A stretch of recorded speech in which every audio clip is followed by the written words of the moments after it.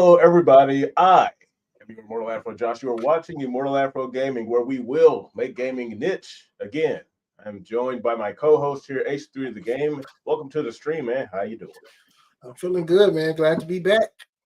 Yeah, I know we had a rough couple of weeks, but Yeah. we'll be back on it. Today's episode is going to be a little different. We're covering your typical gaming news, but we also want to talk about some of the things that's been going on and why I think we should put more emphasis on the why and how for making gaming niche again. But starting off, we're going to cover the weekly gaming news roundup. What would you like to start with first, Herb? Mm, let's start with the big one, man. I think the big one is the death of EA or E3. Not yet. We're working on that one. Yes, the death of E3. And it's not too much of a surprise. The first nail in the coffin, I think, was when Nintendo, they were the first ones to drop out. They were like, yeah, we're going to do our own thing. It was a few years back, probably about 5 years back, I think, at this point, possibly.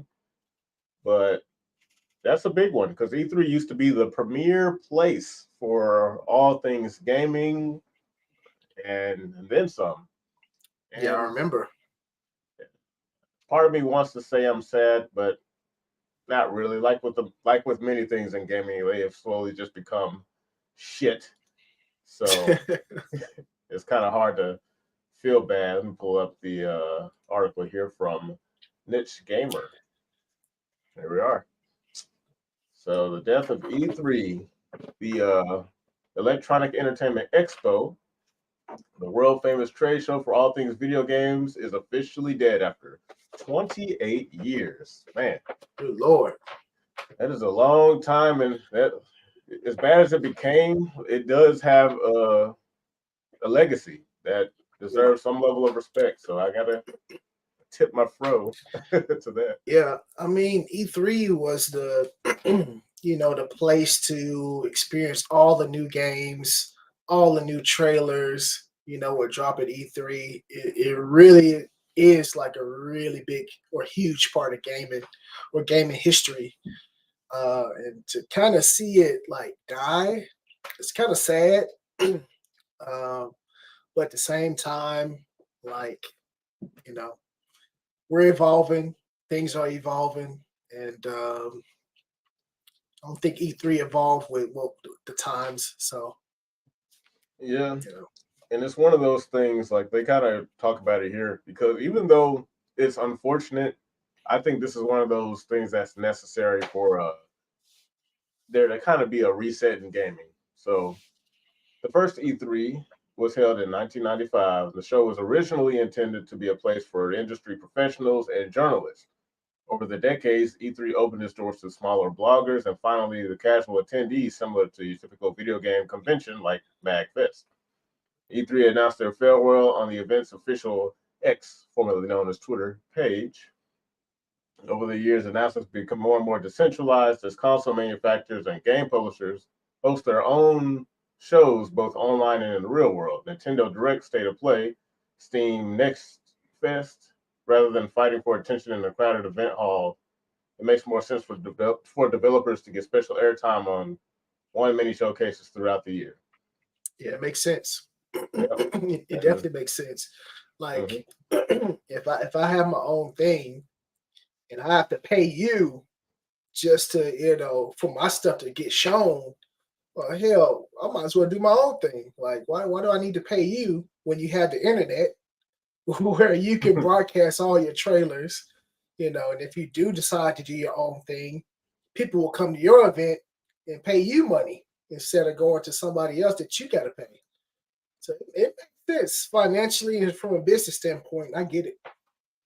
Yeah, and part of me kind of wishes it wasn't the case. Like I do like the idea of E3, but it is one of those things that eventually, on this way out due to the growth and evolution of things like the internet and communication and information. Just like you said, like why pay you and I can just host my own thing. Yeah, like And make my own YouTube channel. H3 channel to get H3 games. Yeah, exactly, and which makes sense. And I guess the thing that I'm a little torn on is that I've, for in the past, I've always wanted to go to E3 because it was one of those places where it felt magical. Like the one time I Yeah. wanted to go was when the sixth generation consoles were on full display, and it was Mm, four of them: the Dreamcast, the Xbox, the PlayStation 2, yeah.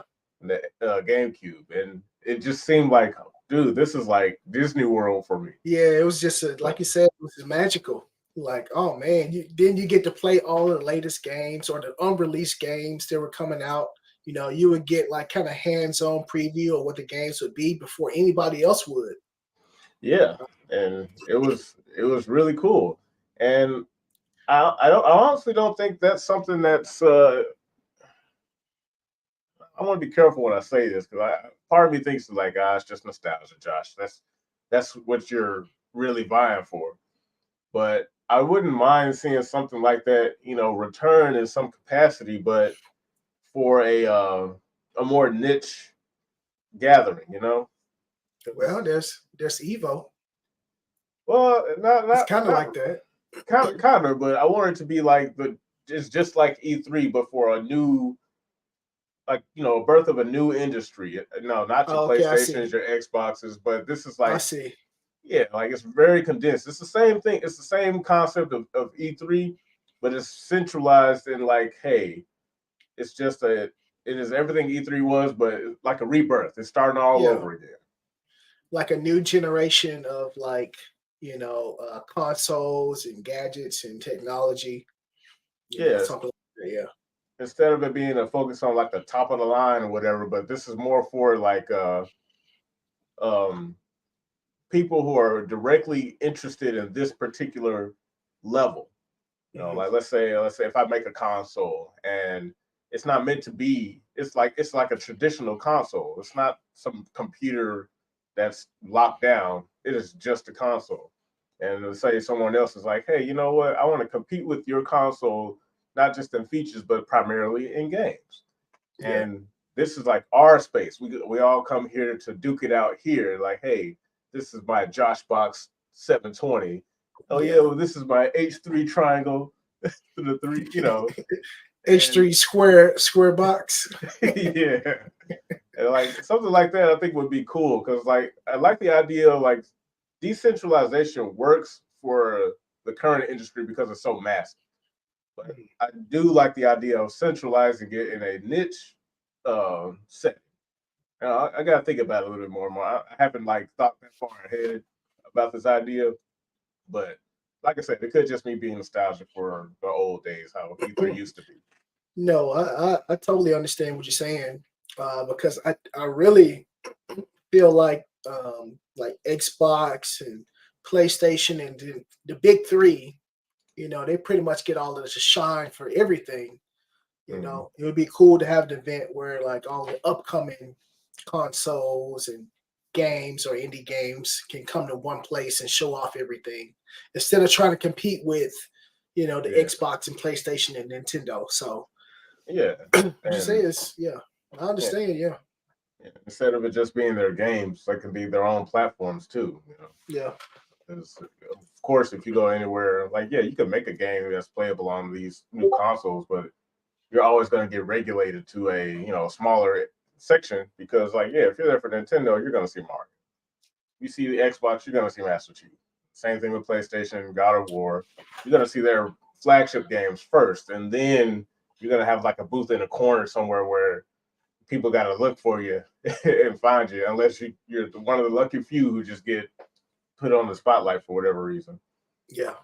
I'd rather see that type of attention, but it's all, everything here is niche. Everything here is new. There's nothing here is familiar. Yeah. But Yeah, I think that would be something cool to see. oh yeah, but E3, it was fun while it lasted. Wish things were a little bit better for you in the end, but you'll never be forgotten. Now, the reason why it ended is because mainly everybody pulled out. They didn't, everybody, nobody needs E3 anymore. It's pretty much the thing, right?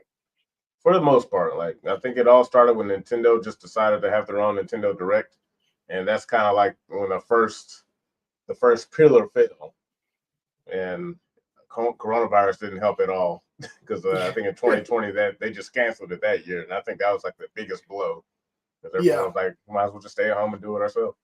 yeah. And So then when everybody did it for themselves, it was like, there's something to this, huh? yeah, like there's no reason to do this anymore. Like, Oh, you want me to pay you thousands of dollars to do what I can do for my home? No, thank for you. free. Yeah. So it makes sense. Like there's no wrong answer there. Like, anyone would have done that. It's like Yeah. it's money saved for me. The guys from Nintendo just filming from their office. Like I remember, like the Smash Brothers from the Yeah. Nintendo Direct. They were just in the office talking. Yep. Here's our game. They show the Yeah. game. Thanks for watching. They just leave. Yeah. I get it though. It makes sense. Those directs were like no more than like 30 minutes, not even an hour long. They showed they 7 games and got up out of there. Yeah. Probably saved like $100,000 doing this. Yeah. But, And that's another thing too. You don't have to travel nowhere. You don't have to travel to where was E3? Like Seattle or something? I don't know. High level productions. What's going on, man? E3 was on decline anyway. Yeah. I want to say it was probably in like California, if I had to guess. Everything usually tech related happens out there. I see. But, it'll be missed for the times that I remember it, which was when it was good and necessary. But do you think that they might come back or try to rebrand themselves or something? It's hard to say, man, because like given like how things are now, the only way I could see something like E3 working is if I don't know, it won't be E3. Like I think like a reset is the only way. Like I said, everything's decentralized now, but it's decentralized and it can't be in the current gaming industry. It has to be like relegated on a smaller scale. It's open, but that's the best case scenario. But E3 as it is now, I don't see it. I see. It will be missed. Yeah, gone but not forgotten. It was getting kind of whack though, but oh well. Man, I just remember like all the times I think like Angry Joe was at E3 interviewing people. Yeah, see, like that was cool. I like that. Causing all that controversy with all the developers. I don't even think it was controversy. That was back when he was really trying. Like he wasn't that good at it, but he was trying, and he was doing what a lot of us wish we would have done. Yeah, he was pretty much going there and asking the questions that everybody wanted to know. And real question. And man, I'm gonna miss that type of field work, I guess you can say, when it comes to gaming or video game reporting. Yeah, like it was that was when I respected him. Like he was a lot more aggressive, and it was the right type of aggression because we've kind of gotten used to, E3 interviewers turning into like very political. It was very still like they ask really softball questions, a bunch of whack shit. And just like here, like High Level says, the gaming we have now is terrible, honestly. Wokeness, bad game design, alienate the audiences because of alternate opinions, microtransactions. These are things that none of the people up there would have ever asked about. But somebody like Angry Joe back in the day, that's why we liked him so much back then. He would go up there and be like, "Hey, look, I represent the actual regular gamer. These journalists up here, and this is before we realized how much these people didn't like games. This was like what, 2012 or 2011? Yeah, some years ago. And like, I remember like watching that. I was like so into it. I was like, yeah, Joe, fuck these guys. They don't know what we like. They don't care about us. And like I said, even back then, he was rough around the edges, but I respect him for it. Because like, if that was me, I would have made the same mistakes he did up there, just like mad. Like, yeah, you guys just fucking talked about shit. You don't ask any real questions. Yeah, like we don't like some of the stuff you talk, and no one up here no one's like holding y'all a task. But yeah, the old Angry Joe. And one more memory for me before we move on. I remember they used to showcase E3 on G4 TV, right? Back in the day. I believe so. G4. That was back when G4 was like, before it got shitty. Yeah, man. I used to watch, E3 on G4. And to be honest, they did a good job of covering it, and I enjoyed it. So man, those were the days. It's over, but man, I remember those days. It's really sad because when I think about it, it's like, did it die because it was like unnecessary, or did it die because it just became the quality and intention behind it just dwindled over time? And I'm leaning more toward that. It's just like if it never got bad, it probably would have prolonged its death. Maybe. Yeah, I'm not sure. But like you said, the pandemic definitely had an effect on its reign. yeah, because I don't mind the idea of it being centralized as long as it was open and like transparent. Because like, yeah, it's cool that a lot of these companies do their own thing, but now they have complete control over who talks to them or if they talk to anyone at all. Like E3 was the place where you could come and talk to these people, and it was like the gamers, consumers talking to the developers, the creators. And Yeah. I think that's what I miss the most about it. Like that aspect about it back when Angry Joe was doing his thing is kind of how I remember it so well and liked it so much. But now that everyone's just at home doing their own thing, it's like, how can you talk to anybody? There's no back and forth here. The interviews are kind of mid, and I don't know. Like, I prefer the old ways. I agree. But it's unfortunate, but it's one of those things. I'm gonna put like something like E3. I think there's a place for it, just not on the bigger scale because the industry's grown so much. Maybe a more condensed, focused version of it can still be had. Well, I think that's how it originally started out. It was more like electronics and technology as opposed to like games and things. So they might have to go back to doing that. Yeah, yeah. It has to be just consolidated and it has to stay there because the one thing I think we learned, especially in the gaming industry, is expansion is not always the best thing to do. Yeah. Because you bring in a whole lot of people who don't necessarily share the same values you do in terms of what it is you're going for, why it's important, why you think it's important. It's not something that we can't have again. Yeah. But I agree. That was E3. Gone but not forgotten. Oh, my heart. Oh. Yeah. But all right, I would just get this one out of the way, man, because look. I love it. I hate it. let me tell you why. Okay. Because, all right, 10 years ago, I would have been crying, sniffling, praising the sun. I'm like, God is real. Finally, my prayers have been answered. This is the reality right here. Sega has come out. Matter of fact, let me find the I want to show the trailer they made. Because it was a good trailer. Nice trailer. 23-year-old me would have fucked me up. I promise you it would have. They would have had me on the ground saying, praise Sega. They gave me what we wanted. All right. Let's go over here to share. Oh boy. Boy, I swear it burns me up, but here we go. Let's do it. Yo.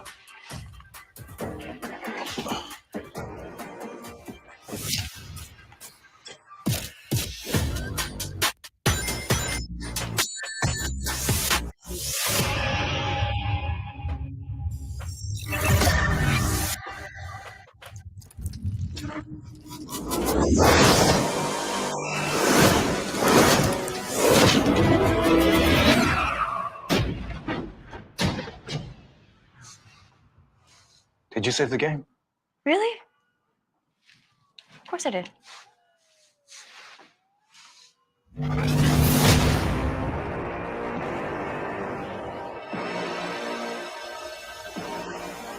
course, they got to have a Asian woman and a black guy on the scene. Okay, we going back to that.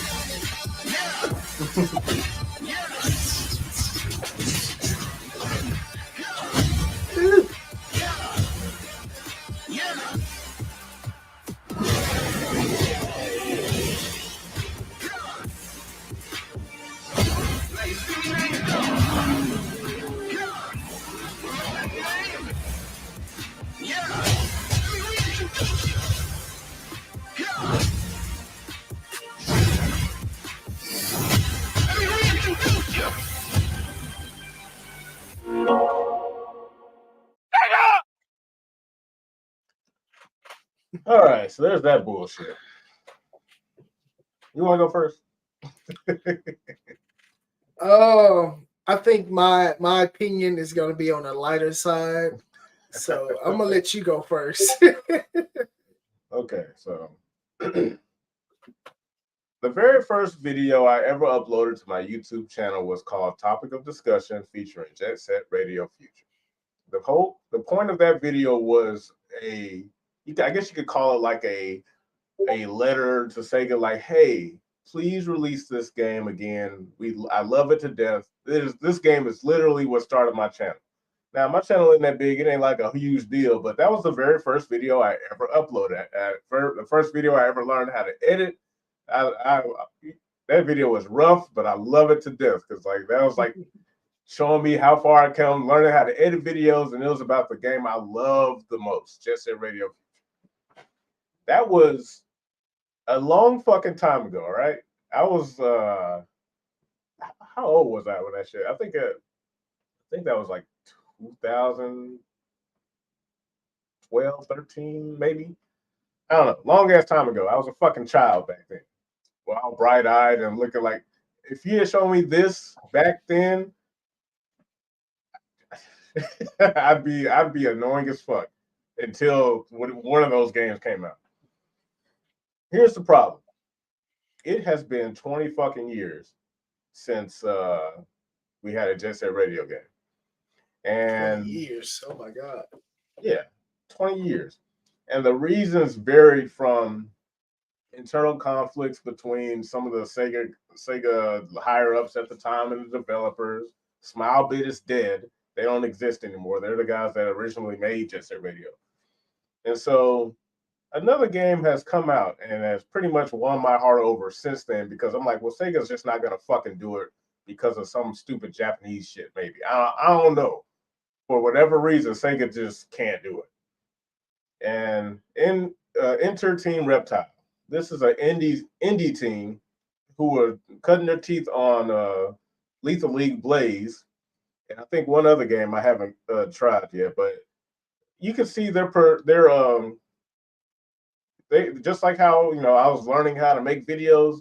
They were making like good games, decent games, and they have the same visual appeal and style of Jet Set Radio, cel shaded. Over time, when they released the trailer for Bomb Rush Cyberpunk, I was like, this is it. Because at this point, I'm already desensitized to Sega. They murdered Sonic. We'll never get a good Sonic game ever again. they won't do it. They fucked up Yakuza, and not in the way that the game is bad, but the original guy is gone. And I'm like, I'm at the point where if the original folks ain't there, I don't want nothing to do with it. Team Reptile gets a pass because they're an indie team. They're like, so Sega's not gonna fucking do it, so we're gonna do it. And they did a damn good job. That game is fucking amazing. Bomb Rush Cyberpunk. So Sega is one of those companies. The reason why they piss me off so much is that they've been sitting on these IPs for over 20 fucking years. And it's only after Bomb Rush Cyberpunk comes out and says, fuck you, we'll do it ourselves. Now they want to come out with a Jet Set Radio Future game. Now they want to do it. And what is it like we've seen clips from that version of Jet Set Radio for years. Like, they're not even really showing anything new.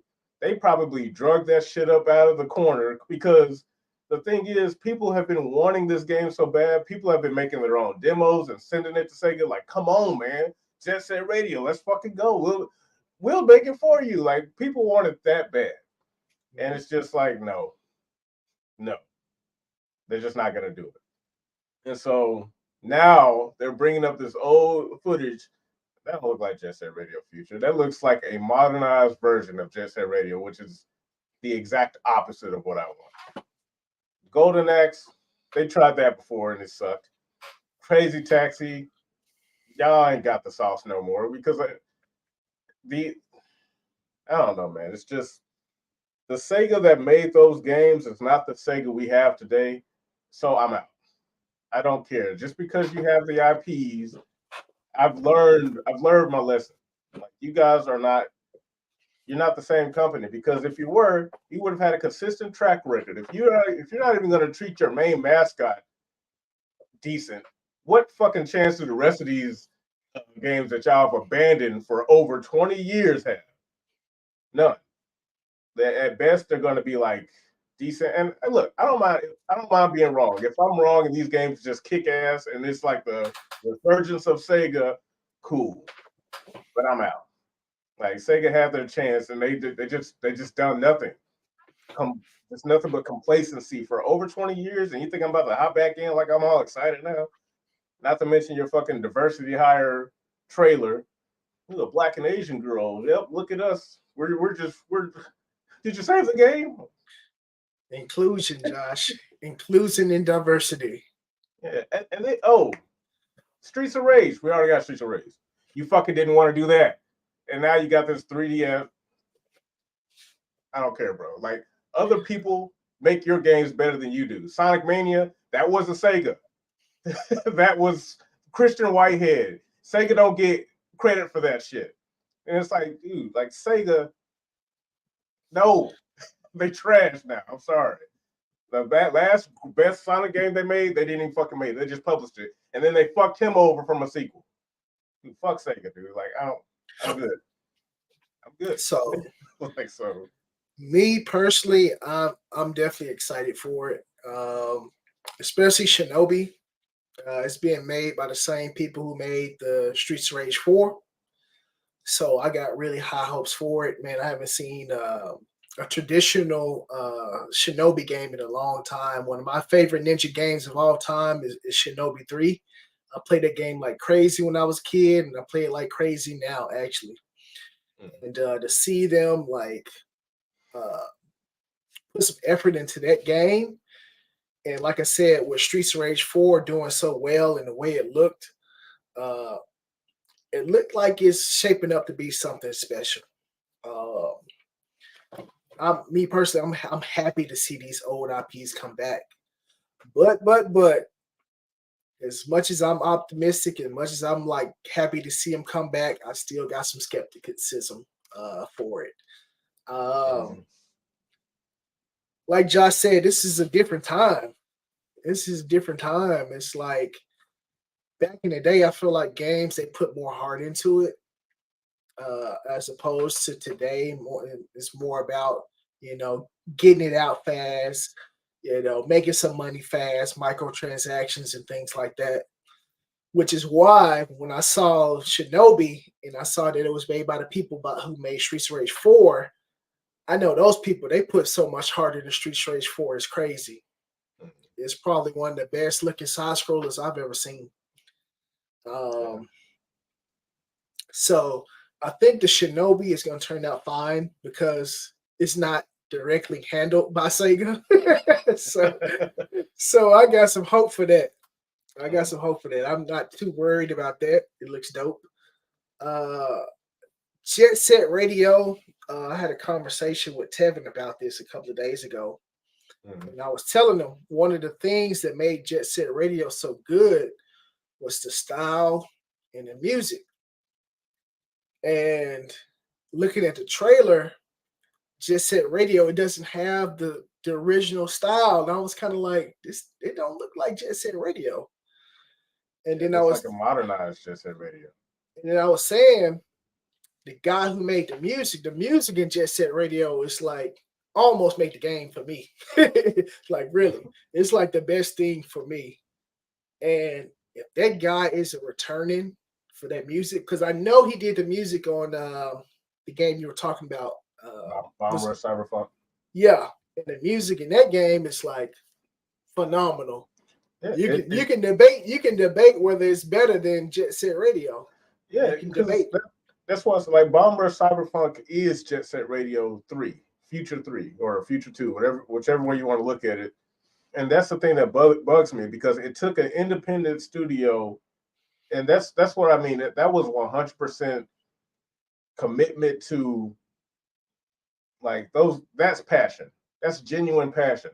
Sega has all the resources to make a game like Jet Set Radio easily, and they chose not to. Yeah. Like just to be fair, like that is the biggest point of contention. It's not, I like Ultra Beast, I like the original, but I almost like the original to a fault because it's like you can't top that. That game is so fucking ridiculous. It's just I don't want to do it. Yeah. Oh, Yeah. And it's like Yeah. I feel like even if they remake it in 3D, high graphics, it's gonna be taken too seriously, and it's just like I'm sorry, man. Like I like the ridiculousness of the original Alter Beast. And Yeah. it's just gonna be mid. And all those games, they don't look bad. They just look mid. Crazy Taxi. Like they re-released that shit, but they couldn't put none of the music in there. It's like Crazy Taxi is one of those trapped in time because it was a different era in gaming where you could have all this cool music and stuff. Like the Crazy Taxi is another game where the soundtrack made the game. Yeah. Like it was magic, and it's like what trash I gotta put in this new Crazy Taxi. It was not only like the soundtrack, but it was some of the surroundings, KFC and a whole bunch of other stuff showing around. I feel like that would never happen today. It wouldn't, because again, like back then, everything was small and like unregulated to where it was cool. You could have a Pizza Hut in your game and it wouldn't be an issue. Like that was the type of what do you call it, marketing that we didn't mind because I like Pizza Hut and it was just cool to see. But this was back in 2001, 2000, with the Dreamcast. And so to me, the modern today gaming in today comes with an expected, just like you said, it's level of skepticism, because if they had did this back when they were like rolling strong, let's say 6th gen, 7th gen, it'd be different because we can kind of judge it in that era. But you guys picked the worst time in gaming to bring up the past, because now it's going to be judged directly to that past, and that past has yet to be beaten by anything that's come out ever. Yeah. And the best you're going to get, in my opinion, is like a small committed team away from you, like Bomber Cyberpunk or Streets of Rage 4 or Sonic Mania, because y'all ain't got that no more. Y'all are just corporatized Sega. And and like with Sonic, because again, Sonic, that was my childhood hero, but I can't stand him anymore because anytime I see a good Sonic game, some dude in the basement made it. But when Sega makes it, it's regular like, man. Yeah, Sonic Forces. I'm like, okay, the Sonic Frontiers. I'm like, I'm never gonna get a Sonic Adventure, am I? Like, no. So I want to tread these waters lightly saying this, but I feel like Sega, like with Sonic Mania and Streets of Rage 4, just recently they had another Sonic game to come out. I can't remember it. The Sonic All Stars or something. It's just Sonic All Stars or something. I feel like those games captured the spirit of like what they were meant to be, and I'm just hoping. And looking at this Shinobi, it looks like it kind of captured the spirit of what it's supposed to be. That they actually do that in these games that they're trying to make or bring back, because essentially they're sequels or remakes. So if they can do that, just capture the spirit of what the games are supposed to be, then I think they'll be all right. I'd feel more comfortable with them capturing that spirit if Sega wasn't involved, to be honest. Because think about it, like in recent years, like with older companies like Capcom, and Konami and things like that. What games have come out that have captured the original spirit of the originals that have come out? No. Well, most that I can think of are typically made by independent studios, or if the original creator left and did it himself. Bloodstain, Yeah. like Castlevania ain't coming back. Metal Gear Well, I mean, Solid ain't coming yeah. back, and it's like that's why when I say make gaming niche again, it's like the industry is too big because Sega. It's almost one of those things you have to ask. It's like, how is it possible for you to fail when when you have this much access to resources to make this shouldn't have been an issue for you ever, because you're not Sega back in the 90s where you're like, getting your bearings. You're Sega, you're Capcom. You shouldn't have to rely on remakes. You should have been making good shit forever, because the IPs you made, they've been solidified as like damn near immortal. Resident Evil is going to exist way past when we die. Like Sonic is always going to be around, but they just the levels and quality, they're not consistent. So I agree with you, and I was gonna say, Sega, if you take away Yakuza and Sonic Mania, they really haven't been coming out with anything good any goddamn way. There's nothing there. There's nothing there. That's what I mean. So, I'm kind of, like I said, I'm skeptical, and I'm looking forward to what they actually do with these IPs as well. So I want to see what they do, because they haven't really been doing shit. So, well, and it's because of that is the reason why I'm not interested. Because, like I said, if those games are good, great, fine, I'm out. Like my thing, like, to me, it's almost like I almost take offense to it, because, like, how dare you decide to come out with something that we've been asking for 20 years, but you only decide to do it when someone else does. Like, and this is like this is consistent behavior. Like, someone else, regular people are better at making your games than you are. yeah. And it's like, there's no room for you here anymore. That's why, like, when I say make gaming niche again, we can't have nothing to do with the old guard, because you guys aren't good at it anymore. Like, I can see every game that I loved growing up can be made by regular people now. Like, we have access to that level of game development, game design, whereas all you guys care about is trying to recapture the past with people who have no idea what the past is like. Probably because you have like a bunch of Zoomers working there, or a bunch of super old people who never cared about gaming in the first place. Because you've ousted all of the goats. And just like with Konami, yeah, let's get that Igarashi guy, fuck him. And he's like, all right, fine, I'm just gonna make my own shit. Makes the game that Castlevania fans have always wanted. Just a regular fucking Metroidvania Castle, like, and it's not hard, but these companies are so big and bloated that it is hard for them. It's like there's not many left.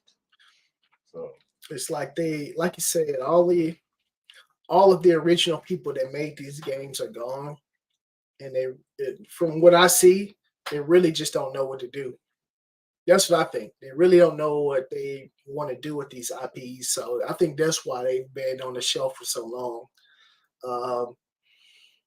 Because I can't remember what company it was, but there's a company that owns like Tenchu, and they said that from software, it was like, hey, well, we really don't want to release another Tenchu, because if we do, it won't be in the spirit of the original. So we're not going to do it.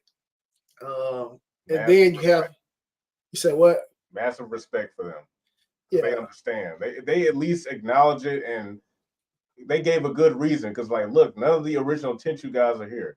So the best thing we can do is make a new IP instead of, pulling this one from the past and fucking it up. And somebody told me that was Sekiro, right? Sekiro was supposed to be Tenchu, but they changed it. Yeah. and that's the right way to do it, because I can understand when, over time your company changes and grows and all these things, but you have to respect the original IP. The problem with companies like Sega, they don't respect it. They just pull it up when they're in a tough spot because they can rely on nostalgia. People in this with novelty bias are like, oh, like I said, 10 years ago this would have worked on me. I would have been just excited because it exists, not because of why.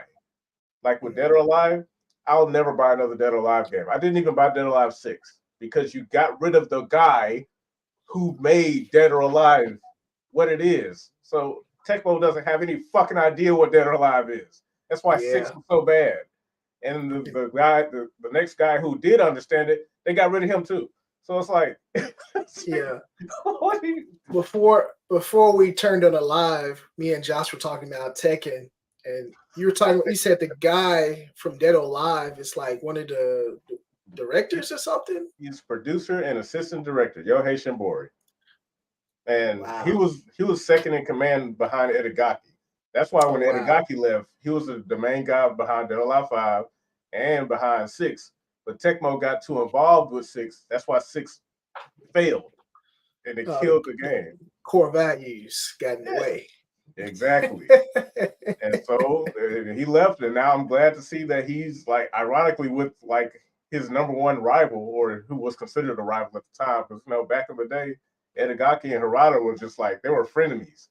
He was like, your game sucks. He's like, no, your game sucks. Yeah. And we were robbed of that cool rivalry because Tecmo is a fucking piece of shit publisher. I don't like these guys, man. Sega, Capcom, Tecmo. It's like they've gotten too big. They don't understand gaming. They're just corporations. They're not gaming. They're not game companies or corporations now. Yeah. But let me catch up with some of these. Sorry, y'all. Catch up with some of these comments. Hot take, but I honestly didn't like Frontiers, the lack of skill required and off performance of voice acting. You can compare side by side with Colors. Rogers isn't hitting it. Well, see, that's my issue with Frontiers, because like my thing is Sega or Sonic Team, they haven't earned a game to that scale yet, even though they already made it. But when you realize that all those people who made the original formula for Sonic Frontiers, which was really Sonic Adventure, but they're gone. So of course, what they're going to do is just, Sonic Frontiers to me is like those annoying Unreal videos where people like, look at how this game could look in the Unreal Engine, where they just put a bunch of realistic assets and drop Sonic in there. That's what that game looks like to me. Because I'm like, dude, speed is no longer a priority because there's no end point. Like, well, you got stages. It's like, I don't care. Like, because now this is a core part of the game. Sonic running around kicking and jumping and punching. Like, I could do that with Knuckles. But I can't play with Knuckles in this game, can I? Fuck you. Like, anyway, but that's the thing. But that's just my beef with Frontiers. It doesn't look like a bad game. I'm never going to fucking play it. But, wait, hold on, wait. Didn't you say you would play it if I bought it for you? I lied. I lied. Go ahead, just nip that in the bud. You can buy it for me, and that junk will never be open. That junk will probably be worth millions of dollars in the future because it's like the only unopened copy. If you would have said yes, I would have went out and bought this shit right now. I know you would have. That's why I said no. Josh knows me. He knows me too well. I am not playing that shit. Like I would, like back then, I would have entertained it, but now, now that it's been out, it's just like the more I look at it, it's just like it just pisses me off because it's like you are a shadow of what you guys didn't even do this right. You're so busy chasing after the latest gimmick that you don't even know why he's out here. Like you have a character for this and you didn't use him. Whatever. But Billy Donuts agree to disagree on Sonic. We can talk about that at length because, like, I really like Sonic. I don't care for him anymore. I will say the one thing I did like recently is that they did this Ask Sonic questions or whatever. Like I love Roger Craig Smith, dude. He is fucking hilarious. Like, and they did it on Twitter, and he is Sonic. I don't care what nobody says. Like I love Urkel, Jaleel White, but Roger Craig Smith is like he's Sonic. But he has his attitude and mannerisms down to a science. But they did this thing on Twitter where it's like ask Sonic and the team the guys questions.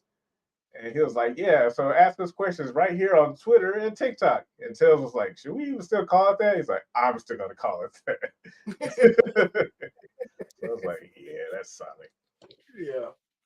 I'll say one thing about Frontiers. I like the music. The music is dope. Yeah, I will give it that. The music is nice, but it's too nice. It's like it's too nice for their game, huh? Well, it's not that it's too nice for the game. That's just not what I think of when I'm playing as Sonic. You know, it's almost like they knew that you were gonna just. It's not the type of game that you would play to get into the music specifically. You know, like Bomb Rush Cyberpunk is a game you can vibe to. Like that when that music plays, you'll be chasing an objective and then you'll just get lost because now you're just skating around, you're having a good time just experiencing the game.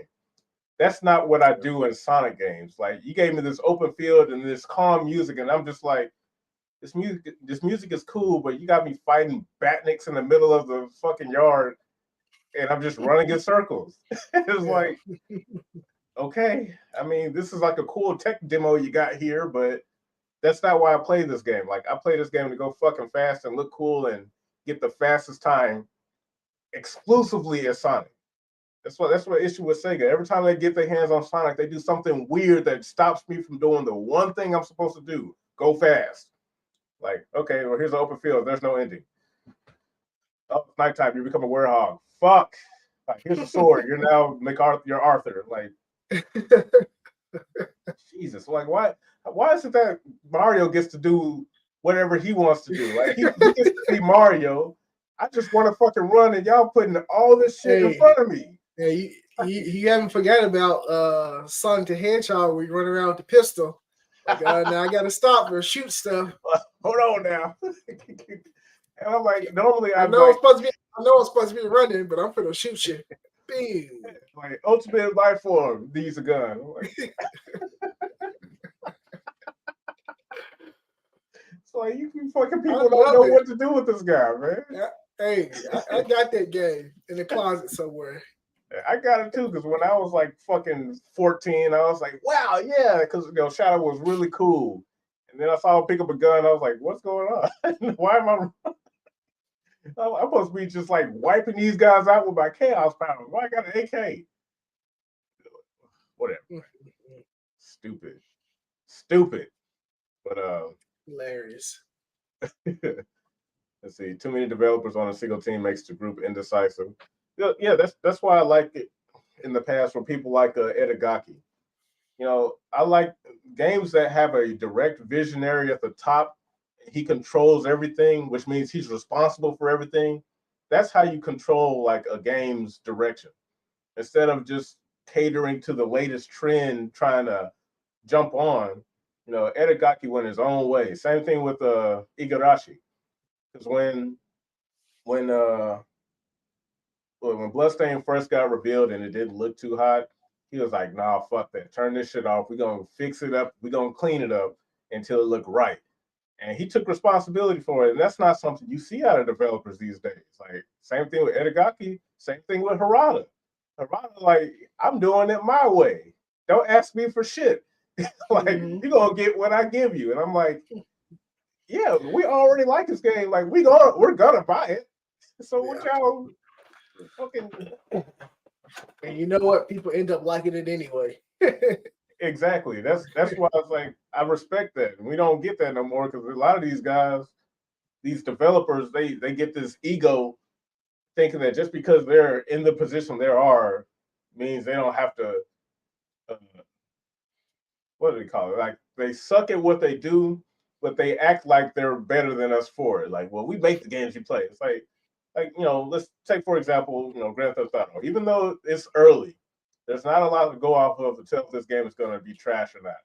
I have my suspicions, but we're waiting to see if they're validated.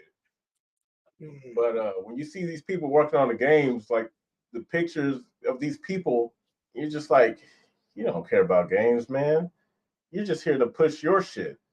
You know, yeah, I think Grand Theft Auto would be a much different game if, let's say, because a game like that is too big for one guy. But let's say the idea for GTA was crafted by a group of people, and they've been consistent, like on the ball each time. Because to me, Grand Theft Auto looks like a project made by a company rather than a team of people directly. Yeah. So it's kind of up in the air whether or not this new one's going to be good or not. People are hyped and excited because it's GTA, but you got that small minority of people who actually pay attention. They're just like, I don't know, man. I'm a little Yeah. worried. Like I'm not that into the last couple of GTAs. I beat San Andreas, I beat Vice City, some of the original ones on PlayStation. Those were like awesome, especially Vice City and San Andreas. Um, and 3 was fun. But the last 2 I kind of didn't, I wasn't into.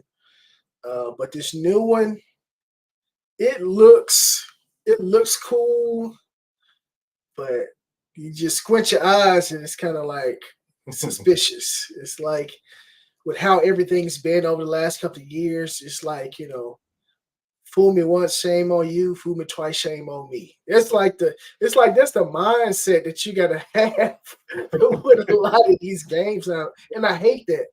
Yeah, I because hate that. It's like I have to think twice. And then when I don't think twice and I actually buy it, the goddamn Naruto Storm Connections, you get burned.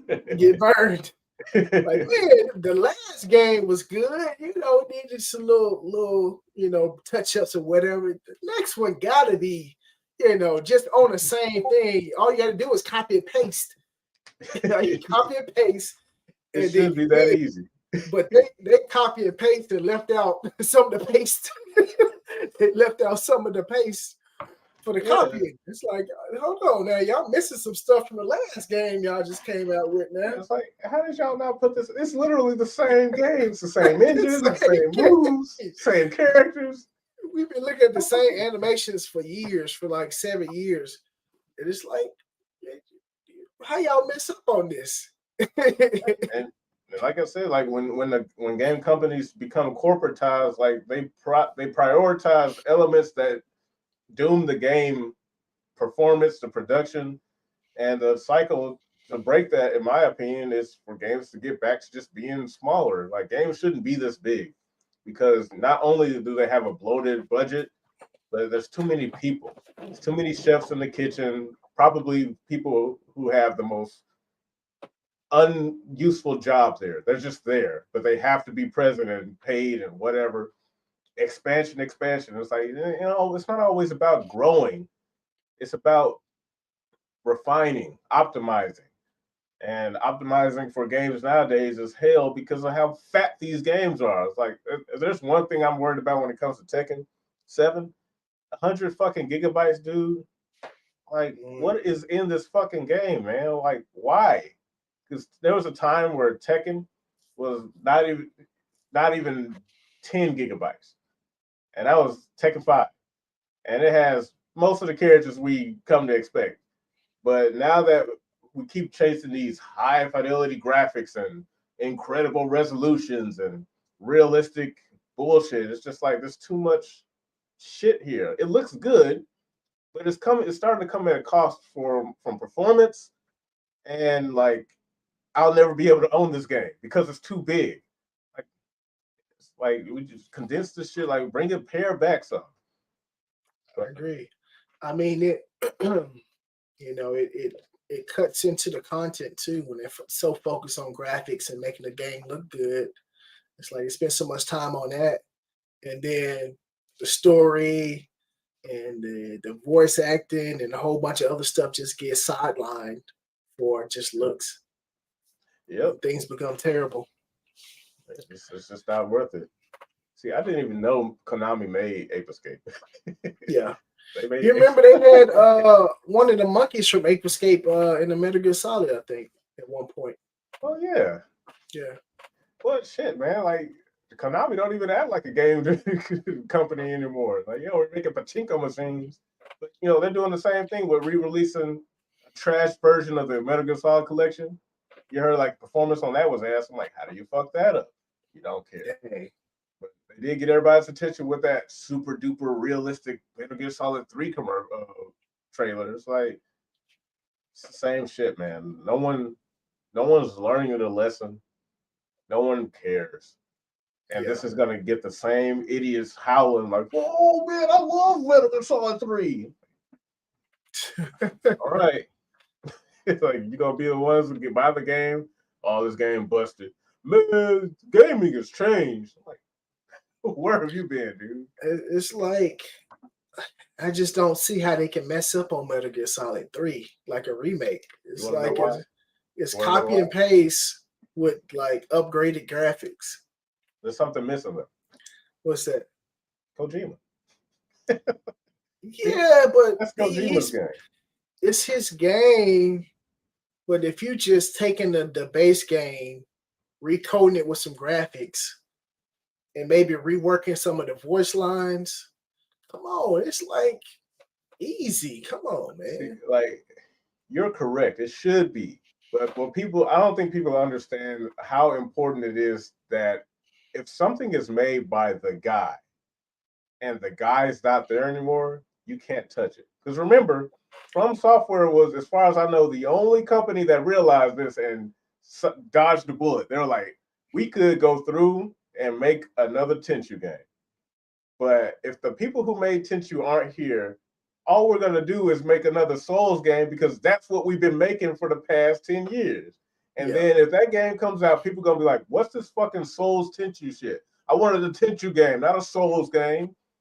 And they were smart enough to be like, we're not going to do that. We're going to say, because we know everybody wants a Tenchu game, but it's better to just pull the scab off now. It's like, look, the OG Tenchu guys, they're not here anymore for whatever circumstances.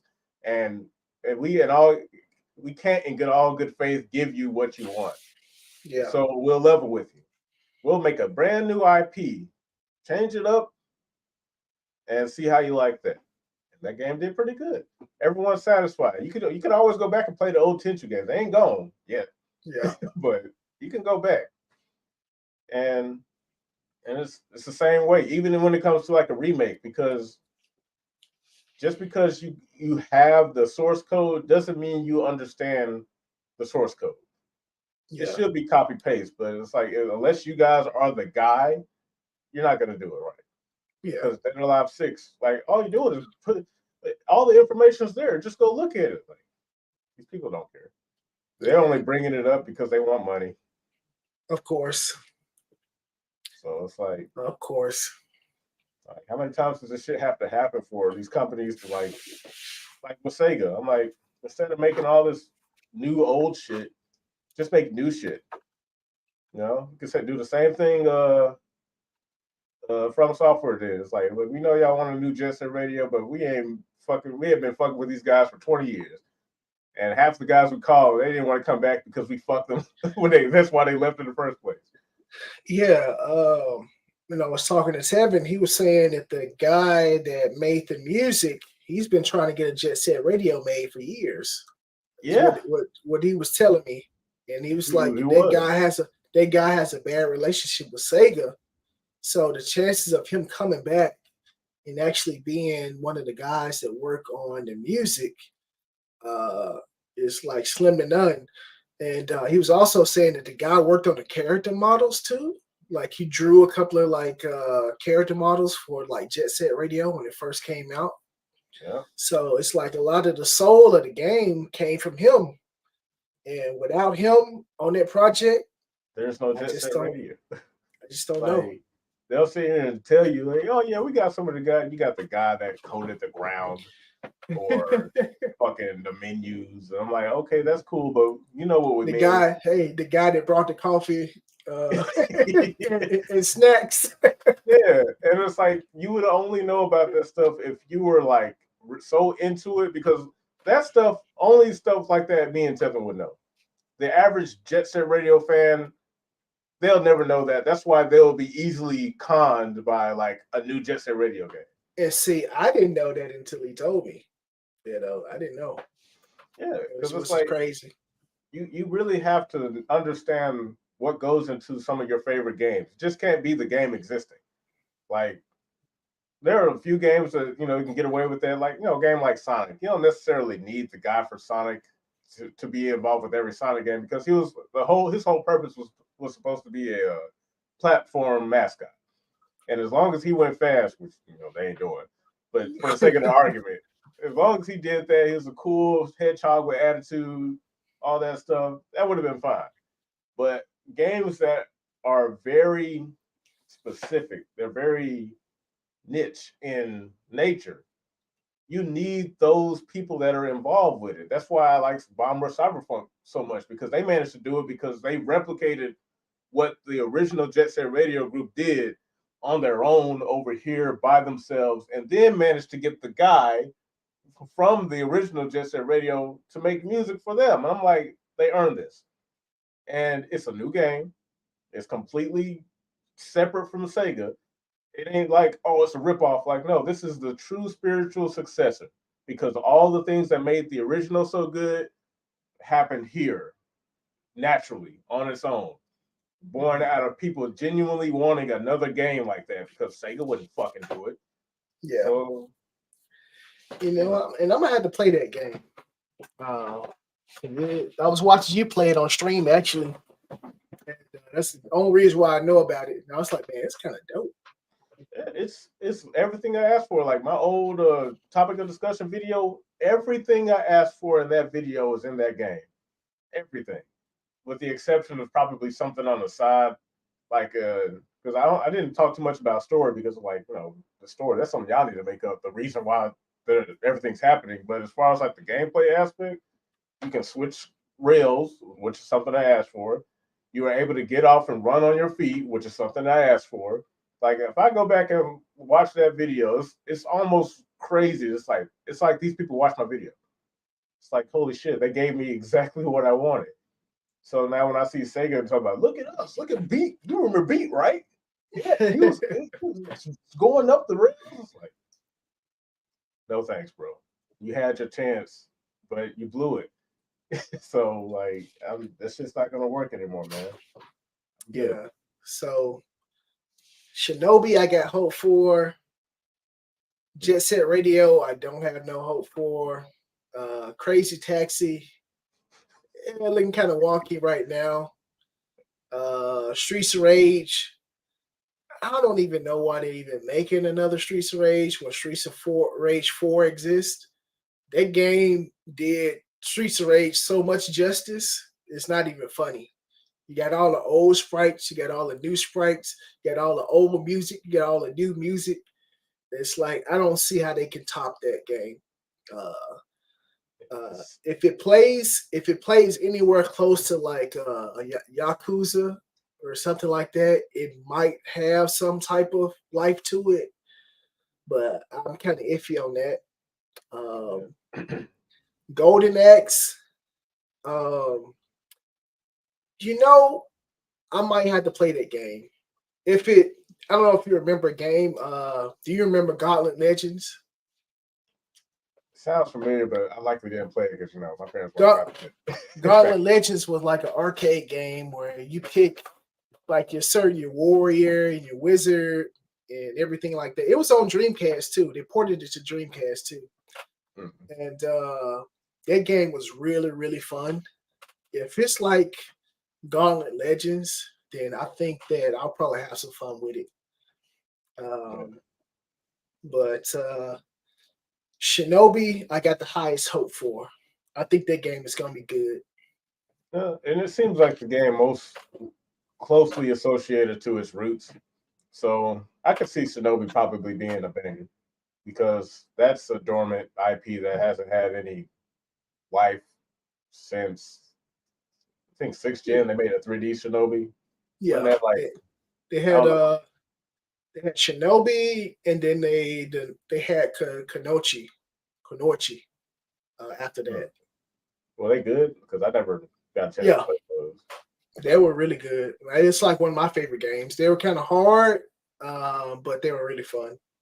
I might go back and get those because I remember seeing that. And I was like, oh, is this like Shinobi? Like, Yeah. Shinobi? So I remember in that game, like in the game, the little 3D Shinobi that it had, you would play with. There was 3 characters that you could play with, but you have to play the game to a certain point to unlock the original Shinobi from the Sega games. So that No, was that's cool. pretty cool. Yeah. Well, like I said, man, I'm not trying to wish failure upon them. I hope, at least that they. Well, you have all the reason to think the way that you do, because the way the gaming industry has been the last couple of years, it's like we've seen the trash. We've seen Yeah, so much trash in the way that the industry is going that it's hard not to be gloom and doom about these new games. well, So, I understand where you're coming from, and I can't really say anything against it because these companies have just been doing things so wrong for so long, and they're going to yeah. continue to do things wrong for so long. So I can't even knock you for even thinking that way. Well, like there's me thinking that way. Like one thing that I want to be wrong.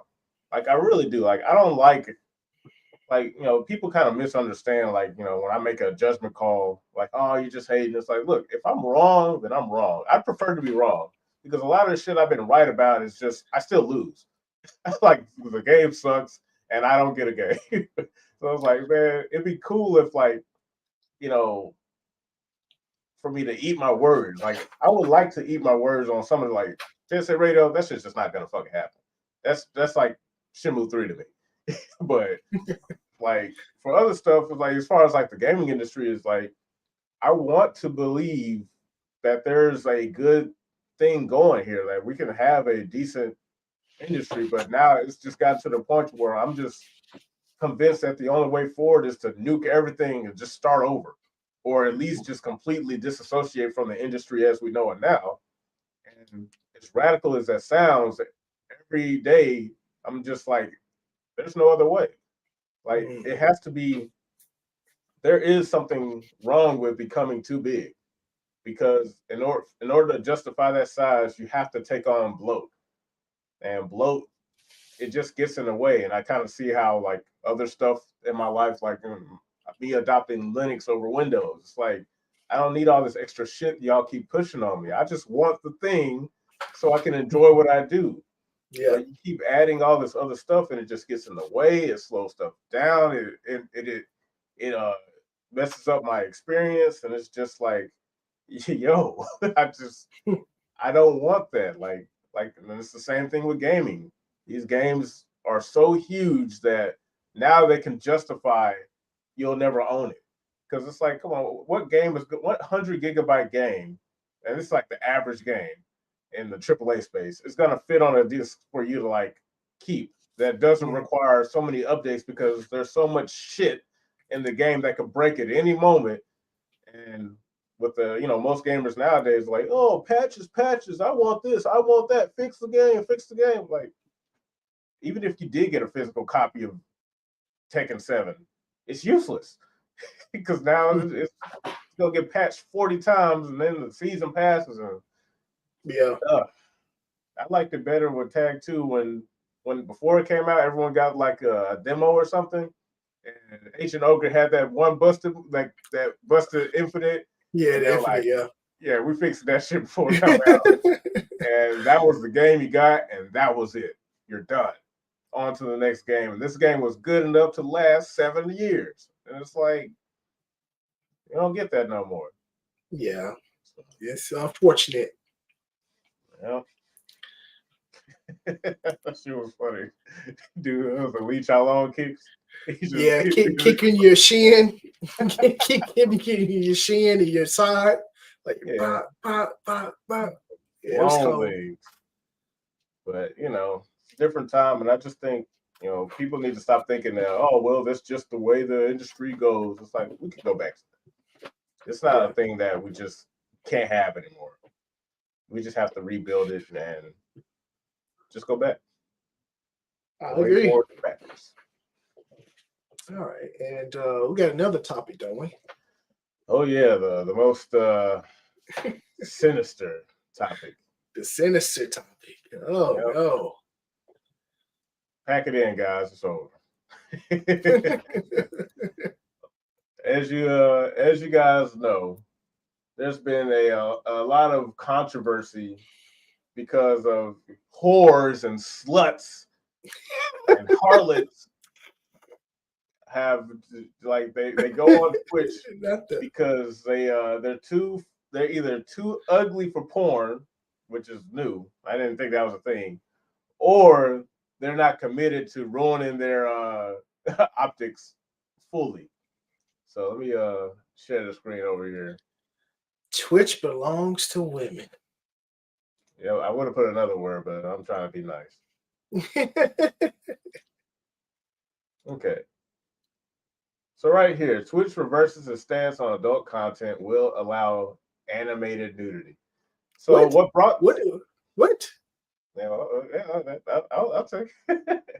What brought upon a lot of this is that there's a lot of streamers on Twitch, boob streamers who I don't know if you've seen it. It's been going around, but there's a clip of this half naked girl. It was half naked. She was naked, but she had the camera cutting off literally her like her nipples, where you could see up into like this part of her cleavage, and she's like covered in oil, and that's her content. She'll just sit there and look at the screen and be like, "Yeah, oh, somebody celebrated or someone gave you like some gift subs. Woo, thanks guys!" And she would just shake her tits, and you can hear them. And I'm like, "What the fuck is like?" That was the content, and so she recently got.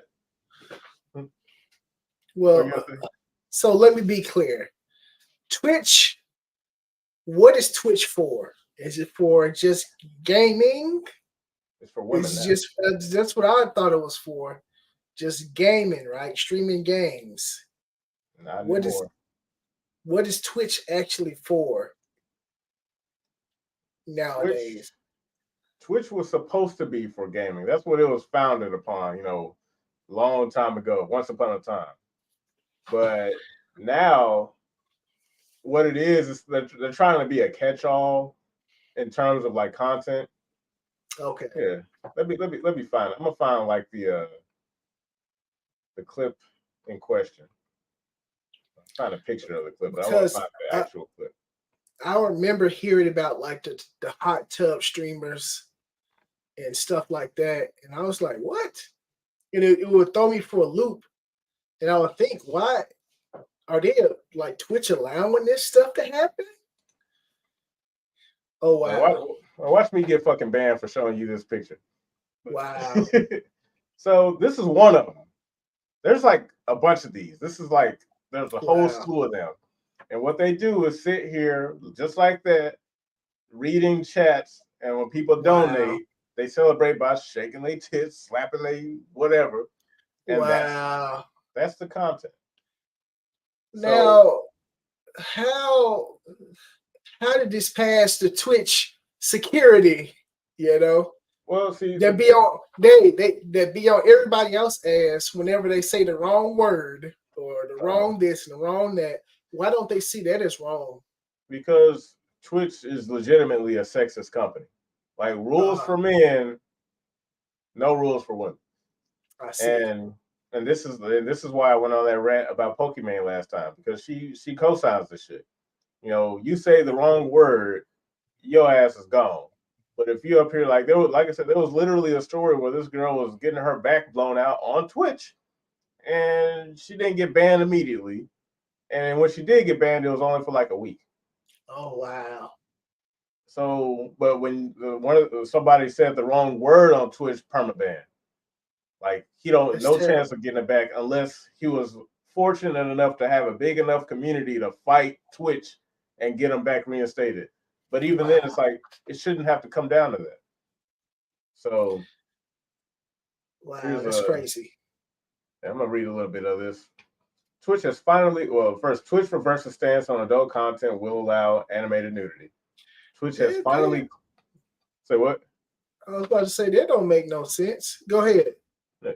Twitch has finally clarified and updated their forever confusing policy on adult content for content creators, surprisingly reversing course to allow more adult content. The new policy changes, which stem from confusion with some users and/or games being banned where others aren't, mostly came from the fact that Twitch has two separate policies in their community guidelines for sexual content. To improve things, they combined both policies, removed redundant language, and were updated to make clear what the content needed a sexual themes label and what didn't. Twitch also is now allowing the following content, was previously prohibited entirely: fictionalized, drawn, animated, sculpted, fully exposed female presenting breast or genitals or buttocks, regardless of gender. There is a thriving artist community on Twitch, and this policy was overly punitive and did not reflect the impact of content. Content with a focus on fictionalized, draw, blah, blah, blah. Body writing on female presenting breast or buttocks, regardless of gender, which is where that other girl would now fit under. The Twitch attire policy already allows body art on breast and buttocks, so this change makes these policies consistent. Erotic dances that involve disrobing or disrobing gestures such as strip teases. So wait, so this is what they're not allowing anymore. This is what they are allowing. This is now what? Yeah. What? Yeah. What? So Yeah. go ahead. Go ahead. Popular dances such as twerking, grinding, and pole dancing are now allowed without a label. Previously, some dances were prohibited and others were allowed with a label. Enforcing on dances regardless of context meant our policy prohibited twerking at a wedding or taking a pole dancing exercise class, for example.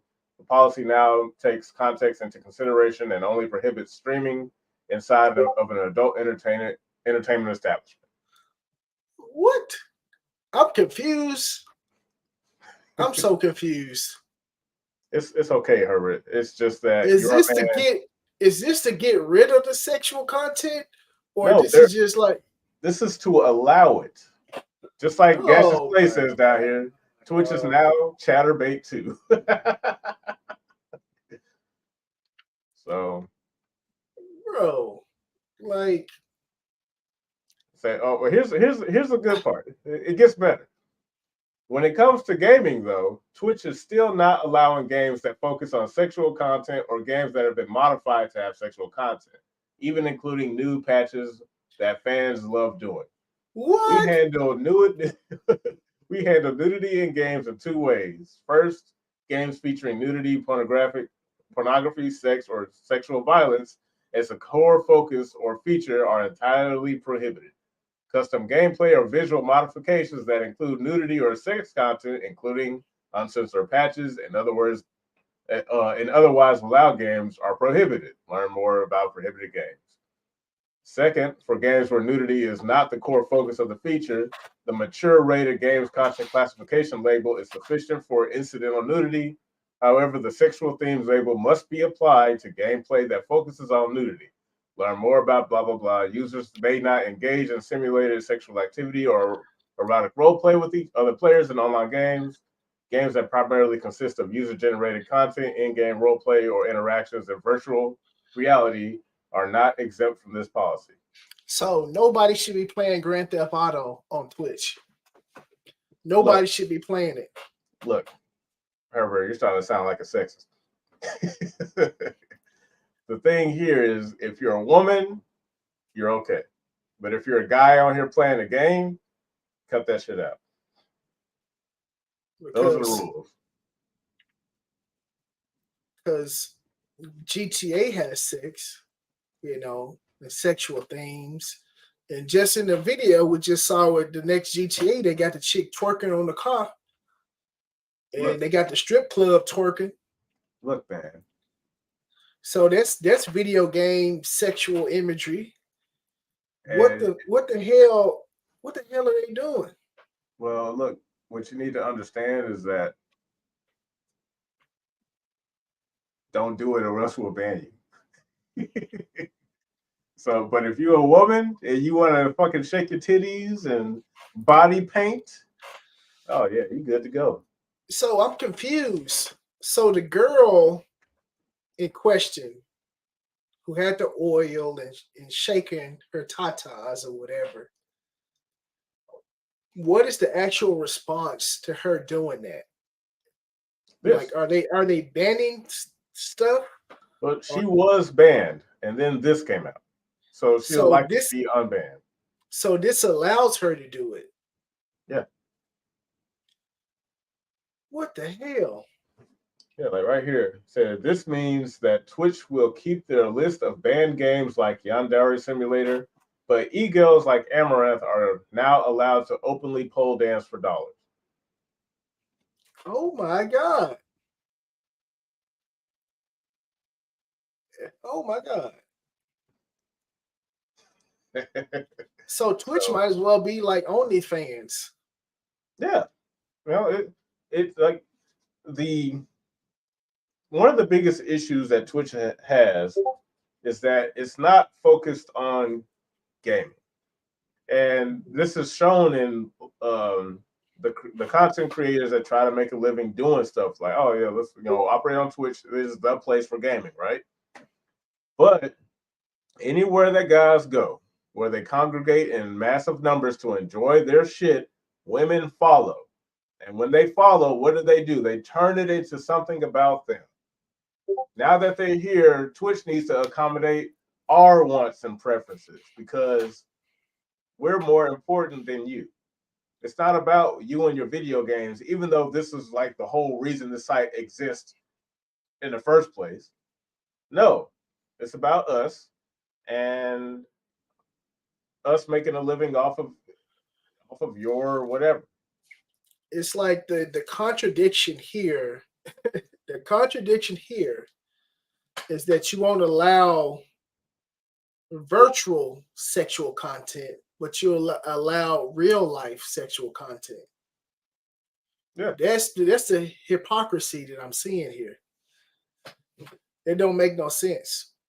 It's like, don't try to ban it on one end and then make it open season on the other. Like, what are you doing, Twitch?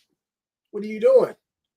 It's like it's almost taking, one step forward and then goddamn 3 or 4 steps back. If you're trying to ban sexual content, it's like they're stupid. Really stupid. Their rules don't make any sense, and it contradicts itself. And like the thing is, they've been doing this for forever. Like the constant, and this is why I kept saying, like, when it comes to like gaming, make gaming niche again, get women out of gaming, because this is what they do. They show up to your thing and make it no longer your thing. Now it's just about them. This is just another place for whores to congregate and do their thing. Again, they got OnlyFans, but it's not enough. They need your shit too. There's no place for you, man. Stop trying to find places where you're like enjoying yourself and focus on me, my titties, pay me. Now that I have all these simps' attention, I'll never find a man of my own because now I'm classified as a whore. And no good man worth his salt wants to date no fucking hooker. No ethos. And it's like, and to me, the way I look at it with Twitch, they're doing this because like they want to speed run the generation and just kind of ruin men as a whole. I don't like bitching about like guys or whatever because guys fall for it, but at the same time, it's like, what other reason could it be? The common sense thing would be to nuke all these bitches' account. Anyone who has like who's like streaming a real IRL streaming, where they're just naked and in a room or just sleeping, ban all those accounts. They're just gone. It's like, this is a video game site. If I was like to pull an Elon move, buy Twitch, nuke all those accounts. Take your corny ass to OnlyFans. That's just go there. Yeah. Do your stuff there, but they don't want to do it there because they have to be in all the places where there are guys, primarily guys. That's their market. And then they'll get there and call you a creep for looking or treating you like a sexual object. It's like, so it's crazy, man. Because like I was saying, like some of this stuff contradicts itself. Like, for instance, it says that you can do fictionalized, drawn, animated sexual body parts. But shit, a video game character is a pretty much drawn and sculpted, character. Yep. So it's like, okay, you can have animated and sculpted nudity or, sexual things, but you can't have a video game, which is a sculpted animated thing. It's like they're both animated things. Why is one allowed that's animated and another's not allowed that's animated? It's like you're contradicting yourself. Well, it's not a contradiction because if you like read between the lines, like a guy enjoys this and there's no girl benefiting directly off of it. Okay. That's what it is. Because like if you're over here just playing GTA because you like GTA for whatever reason and you're like excited to look at how good the physics are in GTA 6 with the twerking, you about to get your ass banned. But if you want to pay fucking hooky whore 2688, give her money because it's all about the women empowerment. Empower these hoes, make them undateable, unmarriable, and then they can blame you for that too. I just feel like it's I don't know, man. It's just my brain is fried right now. With their ruling, it just don't make sense. And hypocritical. That's the main thing. It's like ultra hypocritical. And that's their calling card. That's what they're good at. That's what they excel at. And I'm with you. Like it's aggravating, and it's like this isn't about gaming. Where's the game element? Like Twitch is just there's a website I think it's called twitchthoughts.tv, and it looks like Twitch. It's a porn site. It's like Really? No, it's Thought Hub. That's what it's called. And it's like the parody is that hey, this is basically Twitch, and now it's come full circle. It's literally the same thing where you go find these bitches on Twitch and see their news and subscribe to their channel. And I mean, matter of fact, let's go to Twitch right now. Oh gosh. Wonder how easy it would be to find this shit. Because That's like most crazy. of my shit, like I will say Twitch is decent when it comes to like what you watch. Because all the shit on my Twitch is games I've looked at. Yeah. But let's look for what should I put in? Whores? Crazy whores? I don't know, man. Sloppy. I don't search for that stuff on Twitch. Okay, IRL. Yeah, see, oh my god, see? I forgot they got categories. All right, okay. They got categories for this stuff? Yeah. Oh, I'm about to show you. Here we go. Present. No way. All right. So this is what my Twitch looks like. You see, like recommended games. These are the games I've been looking at. Like, and whenever I log in and click on something, it's Baldur's Gate, Monster Hunter, Tekken, Lethal Company, Dragon's Dogma, Tekken 8. This is like the stuff I normally look at. And the people I follow, like up here, you see, you got Memphis Legends playing Tekken, Curry playing Pokemon, Brian there playing Street Fighter, Susie playing Tekken 7, right? And now you got these categories. You got creatives, esports, music, IRL games.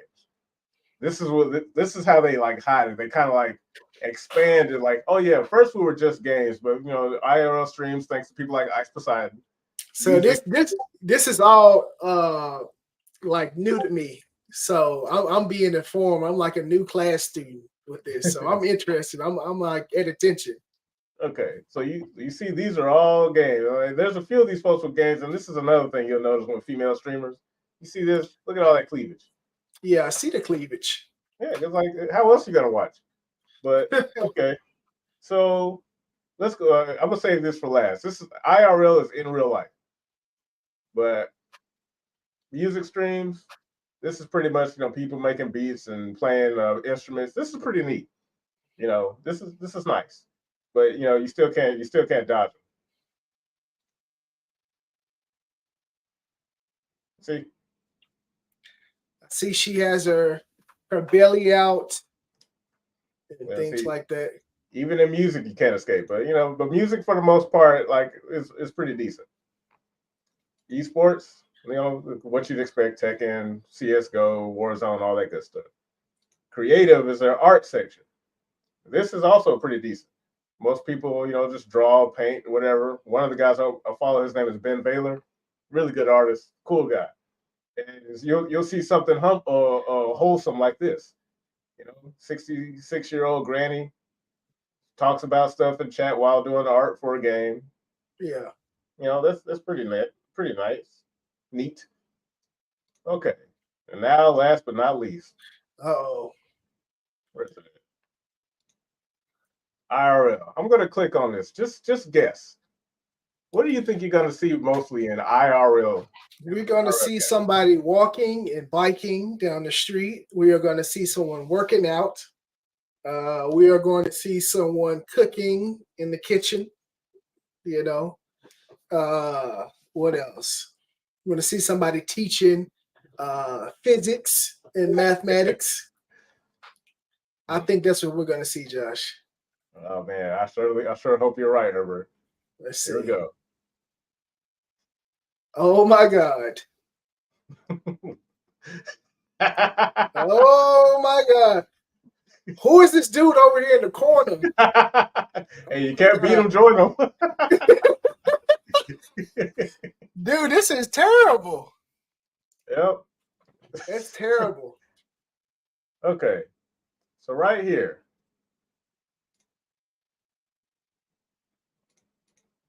Ó, quem não gosta de K-pop? Waifu, Walter, much sweat, social, some pools, hot tub, and beaches. Let's go to another. Oh my God. What else we got here? I don't want to click on that guy. He kind of scared me. Oh, really? What? Twitch. Is this really on Twitch? This is on Twitch. Yeah. They allow this. This is allowed. And they can't ban me because I'm just showing them what's on their own fucking website. So they're tweaking their rules to allow this stuff. Oh my God, really? 5 subs oil them up. 10 subs get your name on their forehead. Look at that. Wow, bro, that's crazy. So I've heard about this stuff, but I've never seen it. Yeah, like this dominates IRL. Like this is all that. Like occasionally you'll see a talk show host and people, and you notice like talk shows and stuff, they barely get 50 views. Look at this AEW Dynamite. Like, hey, AEW pretty popular. 24 views. The place we just left, 316. And this sucker, he over here trying the same thing. You only get 30 views. And this guy, look at him, ripped. He probably doing some gym exercise or shit. 13 views. But if you want to see some titty action, come over here. 226 views. With a little squirt emoji, bruh. So that is definitely not about gaming. Yeah, this is not a porn site. Like, hey, YouTube, Twitch, this ain't porn. This is Twitch. Then this is your rules. You said this was allowed. This is okay. I wouldn't be. They need to just ban all of it, man. That's what I think. Like, don't try. 1.3 thousand. Oh yeah, you got the mirror in the background. Let's go, Herb. Ain't trying to play no video games. We trying to look at, bro. What's a Novaru? Yep. Imagine being fucking 13 and you're like, oh, there's a website full of like video game shit. This is what you say. Do? Yeah, what's he gonna do? He's gonna look at this. He's gonna look at this instead of the gaming. Yeah, see, gaming is something that can be good for like young developing minds. But you want to know what's bad for young developing minds? Degeneracy. Wow. Got to make sure you get that ass in that mirror over here and look at all these folks. And just like I have to see what it presents, pun intended. Like, see, Bro, it's that's really sad, dude. yeah, this is like gaming. Like I said, gaming is supposed to be gaming. This is why I say gaming is supposed to be for the boys. Because anytime women show up, that's what the fuck is like right around the corner. Every time. Bro, you are definitely proving your case. Yeah, you are proving your case 100%. Yeah, because like I said, even in gaming, even if the girls who show up and do gaming, they make sure their titties are there. You are not going to not see them titties. There's very few women on here that are just like legit just gaming. You know, they're like, hey, I actually like the game. But, excuse me, but it makes it look bad for them because their problem is that they co-sign this shit. They don't say anything about it. And then when people like us, like when a guy starts saying something, oh, you being a fucking sexist bigot, stop telling them what they can and can't do. They ain't blah, blah, blah, yada, yada, yada. I'm like, if there was ever a point in time where I wouldn't mind women being involved with something is if they actually fought against the problem. Because it ropes them all in. And that's why I'm just like, I don't want none of y'all here. All of y'all get out. Because the few of you who you may be in here not doing that, but you co-sign it. Yeah, it's like women, they have a sisterhood where they encourage the bad behavior, Yeah, and it doesn't get any better. Like I don't mind like when it comes to stuff in gaming, like all the stuff they prohibited where a game where you could admire the artistic talents of the developers who made like beautiful looking women, or if you mod your game with someone else's mods and they put in work to make the best Chun-Li mod or whatever. I'm like, that should be allowed if this other stuff is allowed because exactly. Exactly. It's like the Twitch rules is just so hypocritical. It's like really, really hypocritical. Yeah. Because honestly, I feel like that stuff there that we just saw was worse than some of the video game stuff that I actually be seeing.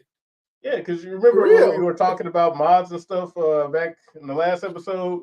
Yeah. The dude had a new Chun-Li mod. Don't seem so bad now, don't it? Because at least he's playing a fucking video game. But and that stuff is, like you said, in real life. That is real.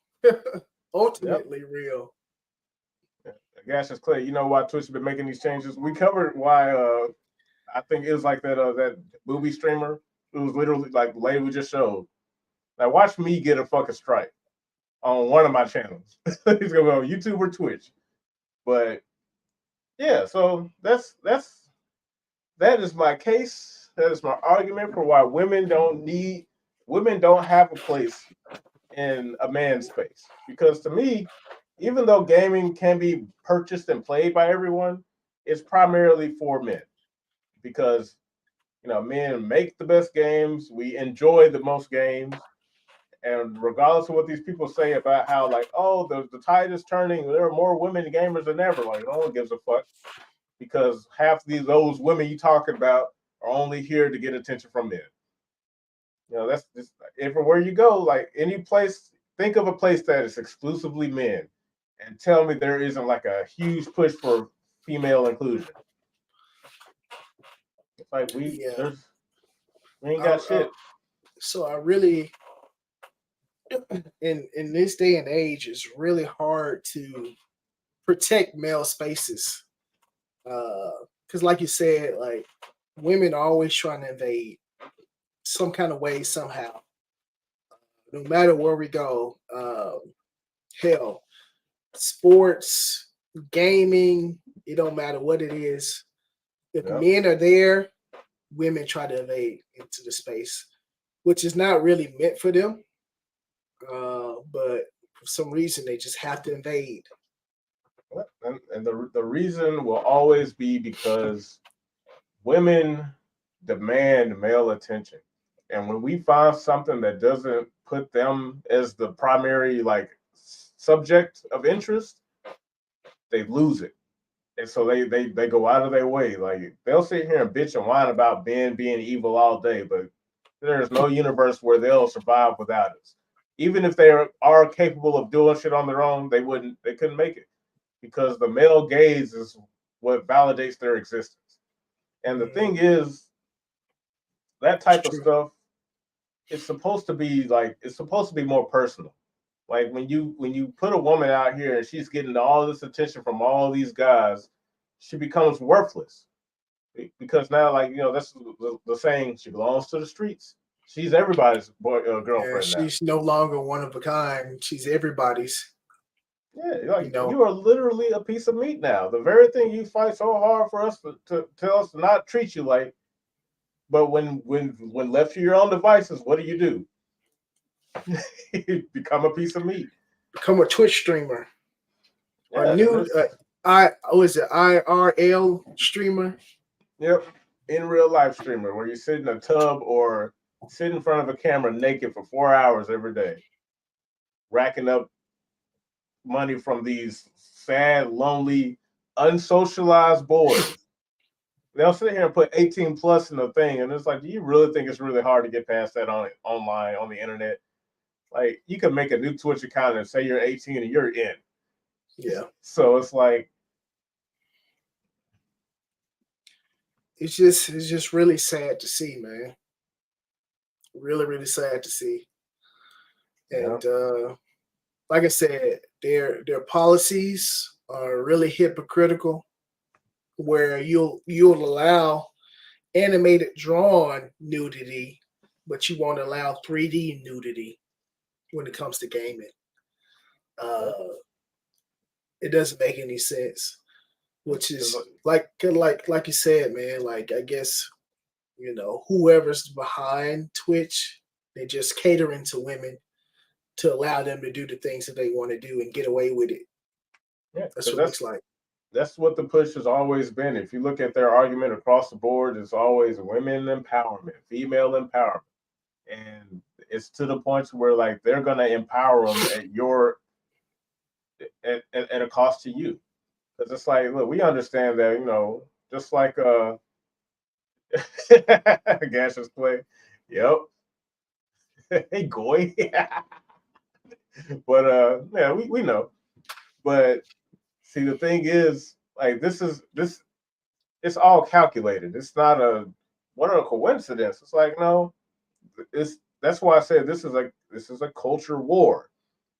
And this one thing it's getting to a point where you can't use the excuse of I didn't know better. Like it's Mhm. everywhere, dude. You can't escape from it. Like I know you would like to, I would like to, but I can't because everything that I like or enjoyed is being taken away from me. It's coming at a cost to me. And when you Yeah, really kind of break down like what that does to like, men across the board, it's like the more desensitized and uncaring you are, you're not fit to defend anything when they come rolling deep and taking this shit like now it's time for real war. Because you remember back uh in World War II and during the Great Depression and all that stuff, what did they have to do to boost the morale of men? Comic books, art, movies, entertainment, like stuff that like, hey, life sucks right now, but we need to create things. We need this is where the role of the creative is most important. Mhm. Like in order to build like interest, intrigue, uh, validation, you have to create things of value. Superman became popular because life sucked, and we Mhm. needed like a symbol of hope to look up towards. Yeah. Now Superman is gay. Well, his son is gay, right? Yeah, but it's the same thing. Like, Yeah. because you understand that what they'll sit here and like twist around it as much as they want, but the whole point is to desensitize men. And if you start to crop up and make your own thing and start to get men like hoorah again, they're like, no, no, no, no. Where are the women? Women deserve like, no, they don't. It's like I don't understand why there's so much women's empowerment, but where's the men's empowerment? They don't Where want you is to that be. stuff? Like that's why it's a culture war. We are at war, and the people on the receiving end is the men, Yeah, and they use women to push it. and then I feel like when we do have something that's like men's empowerment, it's like what you said. Like somebody starts asking, where are the women? Well, this is men's empowerment. We can be empowered too, goddammit. Yeah, because I mean, and that's why like it should be an open and shut case. It should be easy, but because so many men are gripped by the desire to be validated by a woman, you see how it kind of like extrapolates to an unhealthy degree. Because like as we grow up, we want to find us a woman, build a family. Because we want that, we yearn for that. That connection, so we can like build our legacy and all that stuff, fulfill our main purpose for being here in the first place. But when you're going up against a death cult who only seek to destroy, what do they attack? Well, you can't take over a country if all the men are buff. You got to desensitize. Get them while they're young. Get them addicted to porn. Get them addicted to all this stuff so that they can't focus on that type of stuff. So by the time they get of age, they soy boys or they passive. They're not active. They don't want to. Just like the whole argument against like males, was it toxic masculinity? That's toxic. You know, all the wordplay, the jujitsu. That's what all this is. So seeing this stuff on Twitch is just like that's what it is. Like I view this as an attack on male interest because like if you wanted to make a game, and it's one thing for you to want to make a game or a comic or something, and you want to put a sexy woman in there because you want your main character to be rewarded. Like he went through the trials and tribulations. You want him to suffer because otherwise he wouldn't be interesting. And at the end of all of whatever hell he goes through, he saves the woman. That's where certain tropes come in, and that's why we like them so much. You want to know who dislikes the tropes? Feminists. They don't like it when it's like, well, that's not good. Women can do it themselves. No, they can't. If they could, we'd be writing that. And we do write that. So and it's terrible. no, but the thing is like, but when guys write it, it works. Ripley for Alien, Laura Croft for Tomb Raider, Bayonetta. Like there are the women that they're complaining that they don't see exist in vast quantity. But the problem they have is that they're still attractive and they still like men. Men still win. They want a scenario where men get nothing. You can't have the sexy woman. Okay, she's sexy, but she's a lesbian. Make her lame and gay. It's like that's what we're dealing with right now. And so yeah, I feel like when men write women, you kind of write them from a perspective where they have a weakness.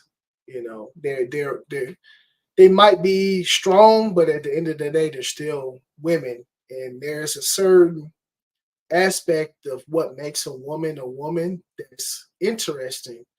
But when you take that away and try to make her more male-like and more independent and things like that, it takes away from what a woman really is, and it takes away the character too. Yep. So, men, we usually write that. I feel like when women write women or female characters, they just so strong, no weaknesses, better than all the men and this and that, and it's just no character development at all.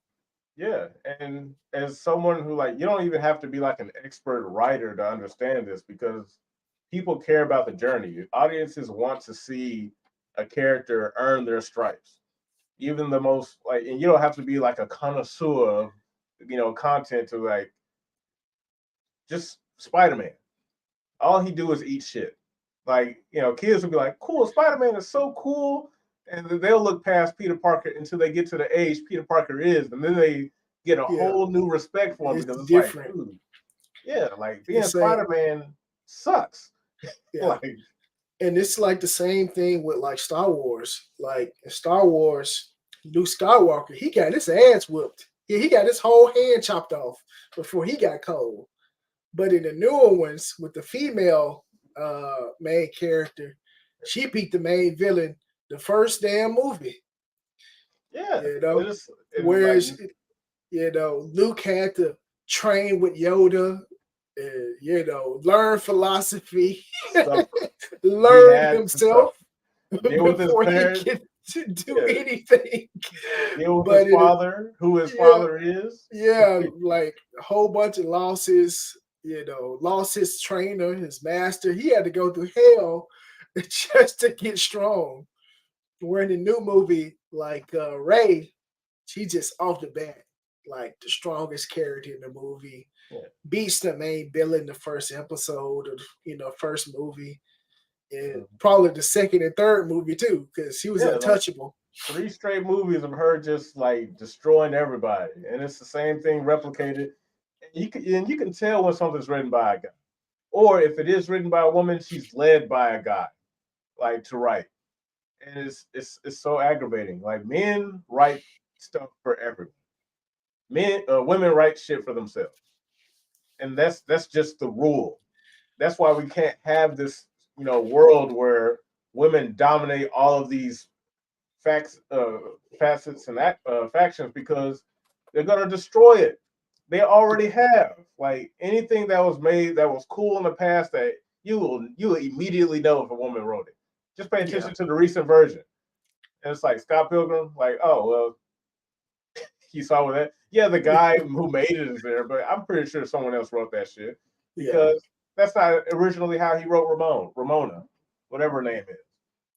Man, I feel Thanks. like men, we just have this level of understanding of suffering that women just don't understand. There's like a burden that we have to carry It's reality. that kind of bleeds into our writing because we kind of understand, what you need to do to be strong, Yeah, to carry that load. It's just it don't come like that.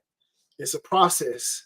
And usually when men write characters, they write that process into the character, whether it be men or women, you know. yeah, So and part of it is that we have an expectation from the jump. The expectation for women has been waned over time because we made life so easy. Kevin Samuels broke this down a lot, but he was saying like when it comes like the most simplest guy will eventually have an understanding. He'll have a moment where he gets it because he'll keep failing, and it don't matter who you are. Constantly failing is not a good feeling. You'll eventually get fed up with it. And for guys, you have 2 directions. You can either go postal or fix yourself. Like, and the first option, die. The second option, figure it out and then die. Die on your terms. Women don't have that.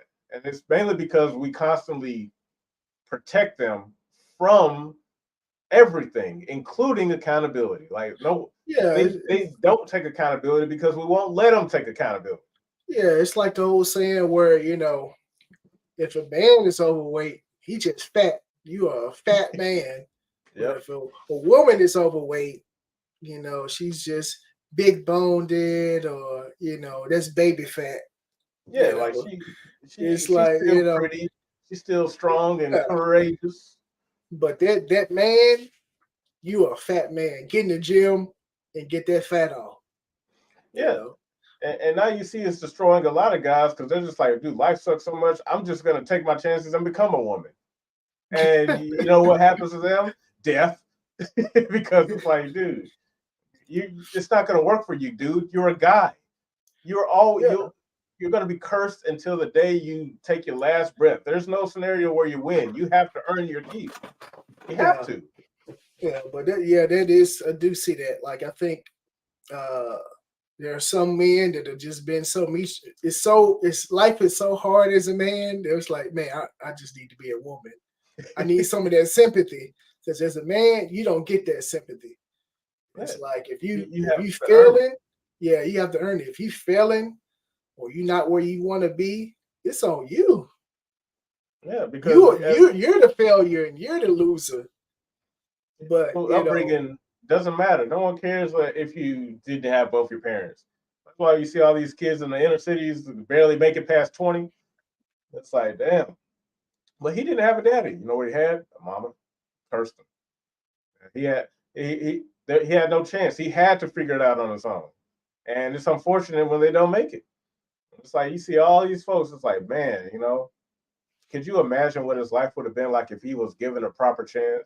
Even if you were given a proper chance, as a man, you better figure that shit out because again, death immediately or death eventually. Because at least with death eventually, you can kind of control how you go on some level. Like if we're all gonna go, fine, but at least I'm gonna go on my terms. I'm gonna create something of value, and people are at the very least gonna remember me in good spirits, rather than just being, man, fuck that nigga. He was talking all that shit, wasted his ass in front of the 7-Eleven. Like, okay, it's just another statistic. Yeah. The women, man, it's like they're invincible. Can't say nothing to them. Can't control them. Not supposed to control them. It's like no one like, and I don't blame them. It's like it's one of those things where it's like you wouldn't understand. You're a woman. That's why I don't want them here because it's like there's your job is to do what I say. There's no scenario where you don't follow my directions, even if you're not my woman. You following some niggas' directions, whether it be your father, your boss, or your husband. That's it. Those are your only options. Like, for your life to have any true meaning, you gotta follow what a man says. Period.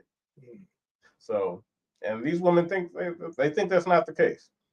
And of course, they're gonna crash and burn because once they hit the wall, where the good men at? I can't find a man. And they want this kind of man up here, fucking super duper. They want Superman. They're shitting on Clark his entire life. And then when Clark just like, well, fuck it, you got to deal with that. And that's what I was telling you about earlier. And we ain't got to talk about it here, but like independent women, nah. You need to know how to listen. That's got to be your number one skill. Listen to a man. Can't do that shit. Ain't nothing. I can't. Ain't nothing. You're useless. Because like, if you think you can fucking do bad all by yourself, I don't want to hear you complain about what men don't do for you. You got it. I think that as a woman, you have to at least be able to work, with your partner, and either come to a compromise or get up on out of there. If you're not on the same page or you don't want to follow that guy's plan, then hey, not for you. It rocks. Yeah, and that's the main thing. It's like women by default are meant to be subjugated. That's their whole role. It'll never not be that. And people are like, well, there's like, what about this lady? Like exceptions don't change the rule, dude. For a woman to be at her best, she has to be led, which means she must follow. Like that's it. Because if you look at all these women on Twitch, who they following? Nobody. They just doing what they want. And all roads lead to where? Doing that for a living. Yeah. That's terrible. Like, that's what you like think about. Like I said, I think that, having a leader, in your home is good, but you definitely got to find the right one. You can't just pick no goddamn anybody. Yep. Like it's a process, and it requires a lot of focus and sacrifice. Like one thing I've learned, since my relationship, is like I don't have to compromise anything. I compromise just by virtue of existing in order to make things happen. So I already compromise. I compromise on a daily basis. I have to, because when I didn't is when I was the most depressed. Well, I was really thought I was kicking ass out here by myself. I was like, yeah, all I need is my Xbox and my friends, and I'm cool. Why am I still fucking sad? Why am I so lonely? I have all the friends in the world. I have all the games I could ever want, but I'm just incomplete. Like, you're a fucking woman, dude. Like that's ding ding. That's it. And when I learned that, I was like, oh fuck, I get it now. You can't escape it. They're like, it's that's like it. you can't live with them, you can't live without them, man. Yep. Cassius Clay, fun fact: the biggest genuine misogynists I have ever met are all women. When it comes to hating women, men can't compare at all. Oh my God. Yep. That is probably 100% facts. Yep. Because I feel like when it comes to a lot of things, like men don't care. Yeah, at the end of the day, Like we don't care. And I think kind of like to your point, Josh, like women want our attention so bad, but we just don't care. We because don't care. It's just, like if you wanna be independent and you want to get your money, do your thing. We don't care. But what I don't like, is when you try to drag men into what you doing. Like if you're gonna do it, if you're gonna carry the load by yourself, do it. Don't drag me into it. yeah, I'm you know, already doing my job. yeah. Unless I choose, somebody or what have you. But if you choose that path, you're on that path. Like I think that's one thing men get that women don't get. Like some of the paths that we get on, we're more content with on what it is. We know we got to do. We know there's going to be some suffering on this path, and we're willing to go through that suffering to get to a better place. Yeah, and that's the compromises that men accept, and that's why it doesn't take much for us to be satisfied. There's this channel on YouTube called Man News. Matter of fact, Man, news. yeah, Man News. I'm gonna show you just a nice, cool example. I want you to tell me if you find this interesting. Hold on.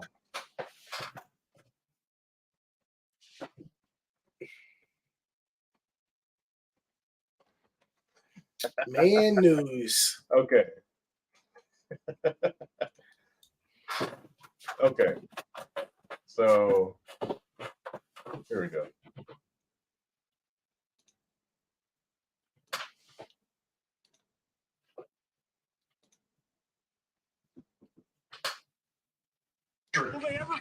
We are now continuing our coverage in the great war between rock, paper, and scissors with the latest battle. What a battle! This is real footage. We are losing real men. Your discussion of mine. But needless to say, the battle is an epic one. Look at rock just taking over the field, but paper having none of that. Scissors looking weak, but then coming back. Rock making a swift effort to annihilate them, but paper is still just solid. And scissors looking strong. Rock jumping ahead now. It's a match, truly just an epic battle. If we weren't losing such valuable soldiers, this would be way more entertaining. Fall from Man News. Rock takes it. It's the war of the century. So that is called Rock Paper Scissors Simulator, and it's literally that. Paper beats rock, rock beats scissors, scissors beats paper, and it just rolls around until someone wins. And this dude is covering it like it's like the coolest shit ever. Yeah, that's crazy. And when I first saw it, I was like, "Who's gonna win? Like, who's gonna win?" And it's like that's why his channel. That's why his channel is called Man News, because it's like, dude, that's all it takes for a guy to be satisfied. Like just as far as to be entertained, like if that's all it takes to keep a guy entertained, you can never defeat him. Yeah. Because like somebody just sat in their room one day and just like, I'm gonna program this stupid simulator where there are 3 rules until somebody wins, and it's all pure chance. And that's funny. And we'll sit here and look at this all day, and women will be annoyed. Like, how can you watch that and be that into it? Like with sports, oh, fucking my team threw the ball in between the bars. And women they just won't get it. But the best type of women are the ones who just let the man enjoy their shit and compliment them until they die. And it's like it's the easiest fucking job in the world, and women these days can't do it. Won't do it. Well, the thing is, there are some women that Well, I'm gonna say there's a lot of women that wants a lot of things to be about them. They want whatever you're doing to cease and pay attention to them and their needs and their wants. You know, so there's a lot of selfishness and entitlement in some women. You know, when it comes to certain things. Yep. And that's what just makes it so aggravating because it's like, you know, it's not about you. Women can never be the main character. And the sooner a woman realizes that, the better off their life will be. You can't be the main character because I have to do all the sacrificing. The main character of the story sacrifices everything. And the best thing you can do is maintain that legacy for them when they pass, children. And the thing is, it's like you're not supposed to be celebrated by the masses. The masses celebrate the man, but the man celebrates you. At the end of it, you really are the top prize, but you're not supposed to be seen by the public because the public don't know how to properly appreciate you. That's Yeah, why it's like the best women are the ones I have no idea what they do. I just see that their husbands are kicking ass, and I'm like, that guy must have a phenomenal wife. I don't know what the fuck she does. I don't need to know what she does. All I need to know is that whatever she's doing, she's killing it because he is soaring right now. I want to yeah, be like him.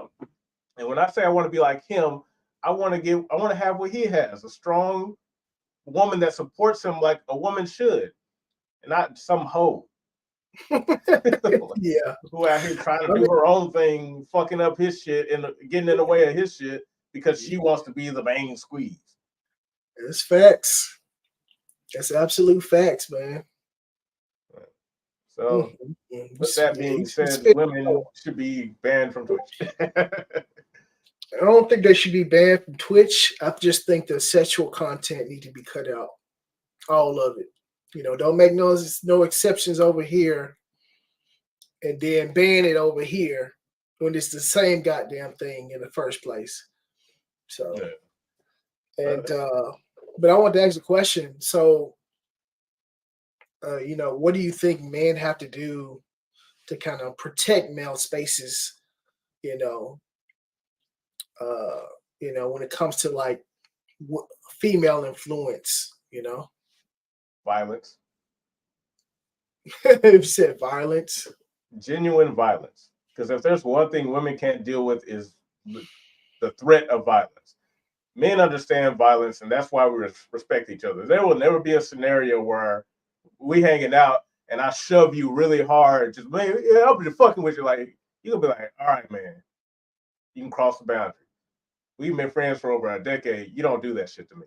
Mm-hmm. And so right off the bat, I would never do that because I understand that women don't get that. But the threat of violence is enough to keep them in check. Now, when it comes to the stuff like gaming, something I use violence as a catch-all, but it's kind of similar. Like it can't be welcoming to them. The only time gaming should be welcoming to them is if they're doing it with their husband or their boyfriend. That's it.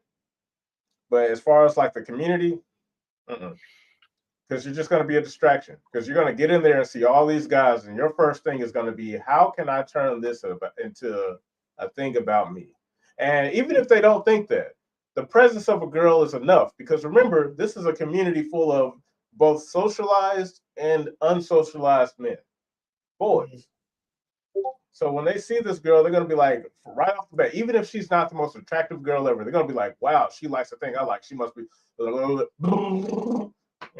that's just the male mind, and an uncultured male mind isn't gonna be, competent enough to segregate the proper way to handle that. Seeing a woman, that's why they were so that's why they were able to get in and destroy shit so effectively back in 2010, 2011, 2012 with the whole Gamergate shit. Because all of gaming, it's like we've been sitting here playing games forever. We didn't really see girls, and when we did, it was like, hey, cool. And when they started coming in and doing shit, none of us knew how to react. That's why that shit just fell through so swiftly, because now the community is divided. On one hand, they like the girl so much and they want to get her attention, so they're gonna back her no matter what she's doing.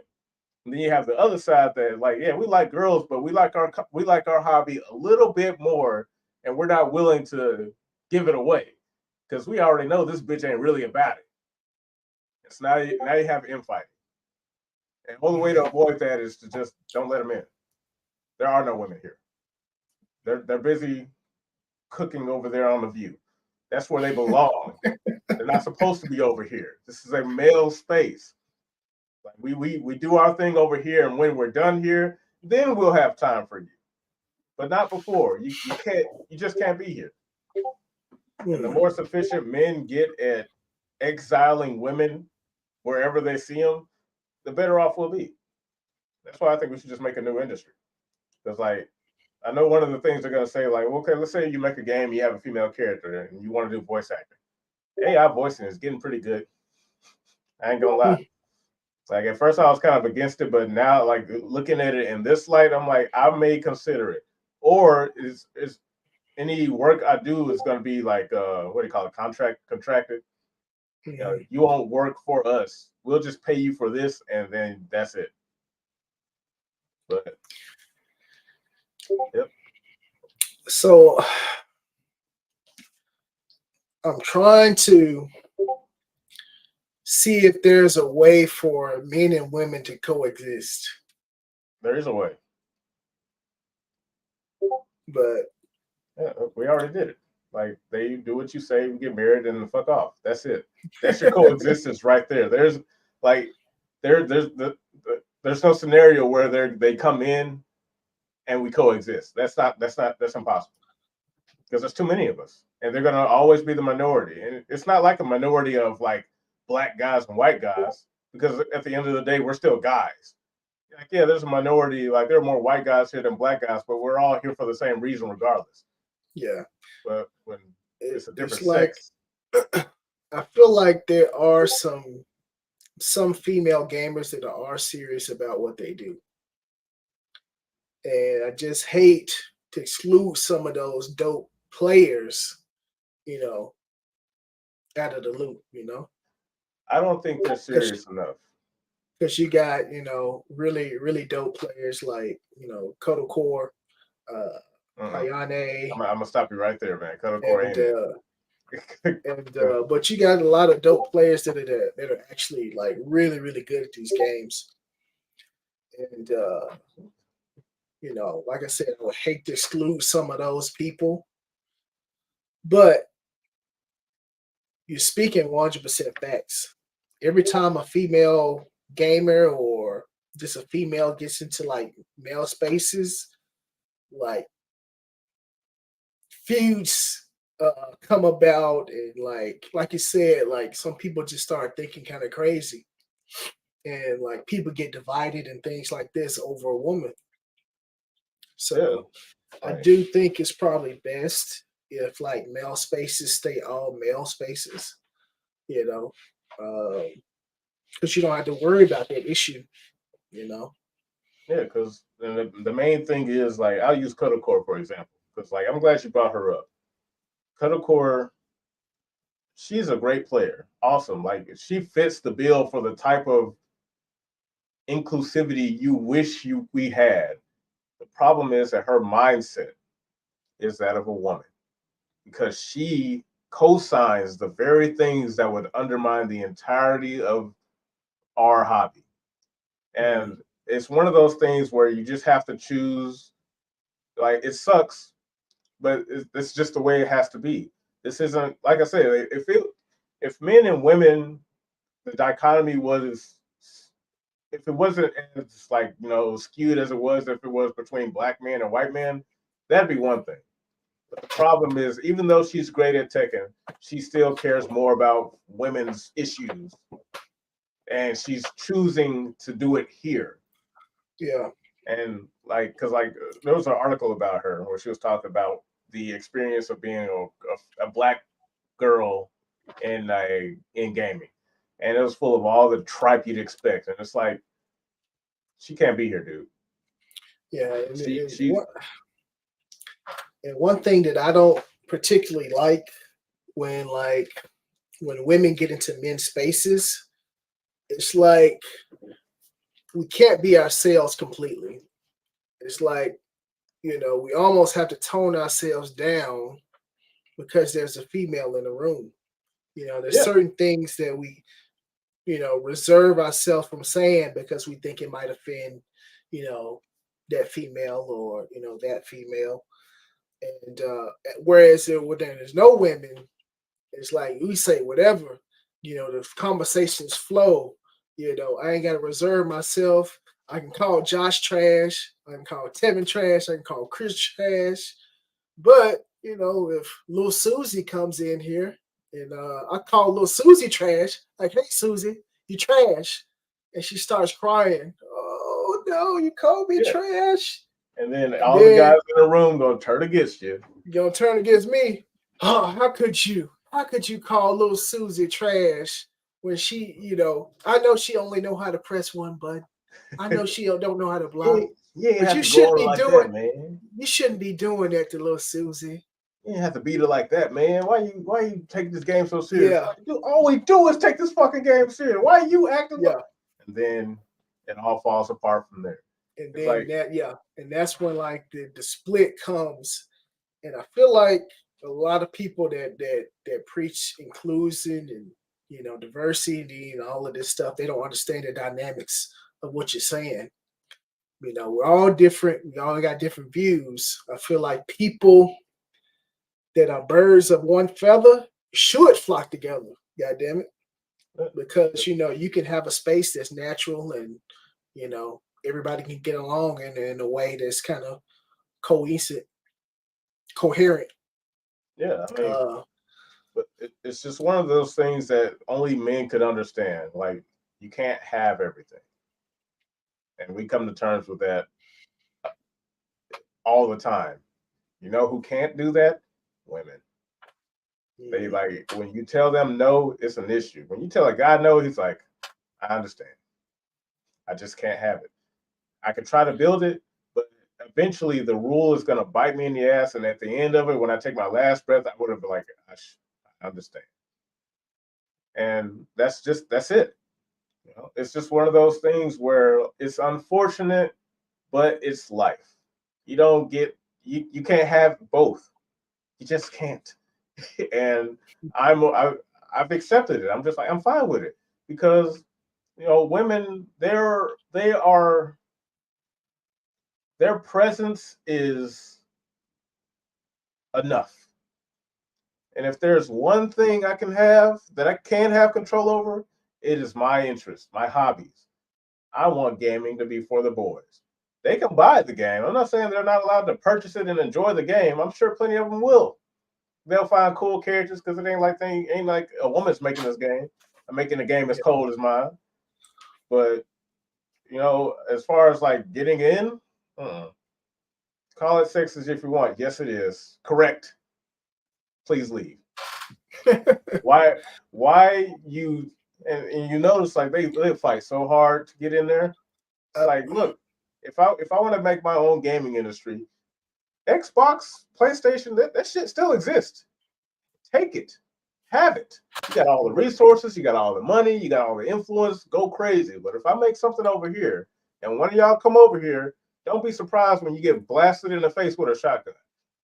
Like, no, you can't come over here. And then they're going to start crying and whining, talking about how I built this thing and now I'm being sexist and I'm supposed to be inclusive. Like, no, like, you have it. I left that for you. Yeah. And I feel like, I think some women don't understand that as men, we have to protect ourselves too. And sometimes not including women in certain things is just protecting ourselves, Yeah, and that's all it is. It's nothing personal, And if you really want to be included that much, I hope you know how to fold clothes, cook, and wash dishes. Well, the thing is, I think that women need to create their spaces, their own spaces like men do. They can. See, look, I'm glad you said that because they cannot. That is not an ability that they natively have. Because in order to create your own spaces, you have to be able to fight and defend it. And we know women don't do that either. So, well, I just think me personally, I think that there's just not enough women in the space to create like something really huge for them. This like you were saying earlier, gaming is predominantly like a male hobby. It's a male dominated hobby, 100%. So the amount of women that actually get into it, not really that many. Like the Cuddlecores and Kayanes, they're like, I don't know what type of percent. It's got to be under 1% of women that actually, go hard in these games. So, it's not enough of them to create their own space. Well, they don't want their own space. Well, why do you think they're here? Yeah. It's not. It'll never be a thing if only there was enough of them. There'll never be enough of them because even if they were, they wouldn't make it because those women only appear here in our shit. They'll never appear natively. Tekken was made by a bunch of dudes. Then they showed up. There will never be a scenario where women make the equivalent of Tekken and nothing but women are there. Just like, I don't know if you heard about it, but they tried to do like an all women's tournament. Guess as to whether or not that succeeded or failed. I'm assuming it failed. It sure did. They recently opened a bar, women only. Nobody came? Oh, yeah, it was full of women. What did they do? I don't know. They just what did they do, Josh? They just said, really? Yeah, nobody bought champagne because who buys the champagne? The dudes.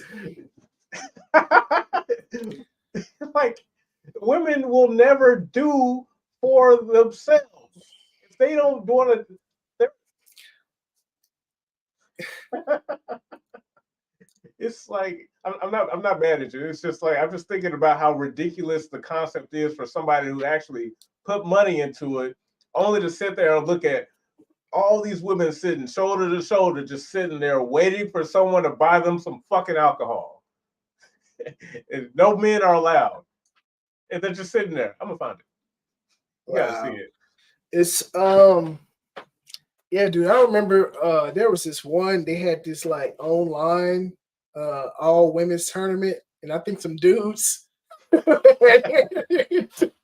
already know what you're about to say. Bro. It's wild, man.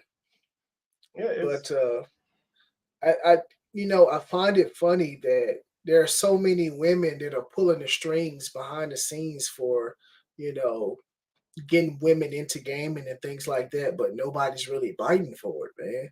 Yeah. It's like they're making all these changes for women, and the women don't care. Because that's like women's incentive to do anything is men. And it's like you're making all these changes for women in male spaces, messing up the male spaces for women and inclusion and things like that, and women don't want to participate in it, Yeah, because you remove the one element that brought them in. All right, here it is. What an idiot! A photo from a recently opened women's only nightclub opened up, and take a fucking look, buddy. Not one bottle in sight. Just a bunch of girls sitting around on their phone, all looking at each other to pay for everything. Because you know who pays for the fucking bottles? Us. Doesn't make any sense, man. No respect out here. They don't appreciate what we do. What was he drinking? Some Minute Maid. And it's like it is that's the cultural rot we're currently dealing with. Women thinking they can, thinking that they're him. The meme. You're not him, man. You're not that guy. Mm-hmm. all of our cultural problems stem from women thinking they are when they are not and can never be. It doesn't matter what policy you put in place, no law you make, no club you open up, no game tournament you set up. They won't. They can't. So it's one of those things where it's just like, look, like I said, like I love women. It's as crazy as I sound right now. Like, not a day goes by where I don't daydream about the female form, what they represent, what they're supposed to represent, and what they can do to make your life infinitely better than it is than you by yourself. But damn it, like take any of that and put it in something you like. Say what? I said there are some issues. Yeah, and that's why I just like, dude, men, it is our job to control them. It sounds so bad. I'm like, it's not. You only win. Well, the only thing you have to do is choose a dude that don't beat your ass. That should be easy. Like, well, women they want guys that are leaders anyway. It's in them to want somebody that's going to be a leader and that's going to guide them to the right path or right direction. So, yeah, I'm thinking inherently, like women, they have it in them to know they want to follow some type of leader. Yeah, even because like you were saying, like even the independent women, once they go so far in life being independent, it's like they have an epiphany. Yeah, like you said, the wall, like, man, I need a good man by my side. Yeah, because like there's no scenario where she does that and is happy. She'll get burnt out. Like you'll put a guy at a job, he'll work there for the rest of his fucking life. And he will not complain. Or if he does complain, he'll do it when he get home, drinking beer, talking to his boys. Just like you, like, yeah, this fucking job beat my ass, man. Hey, you know who I was thinking about when you said that? Al Bundy. Yeah, that's married with children, working at the shoe store. Yep. And like I was an episode where he was like, this lady was saying, "Oh, you suck." He was like, "You know what? I may be a loser. I may have no positive optics in life. I may not make the most money. My wife probably doesn't respect me. My kids hate me. But you know what?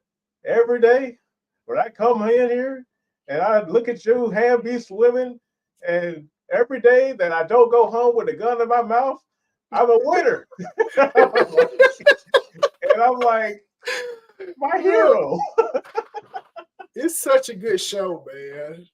It's so well written, man. Like, it will never have nothing like the Married with Children show, man. It's too good.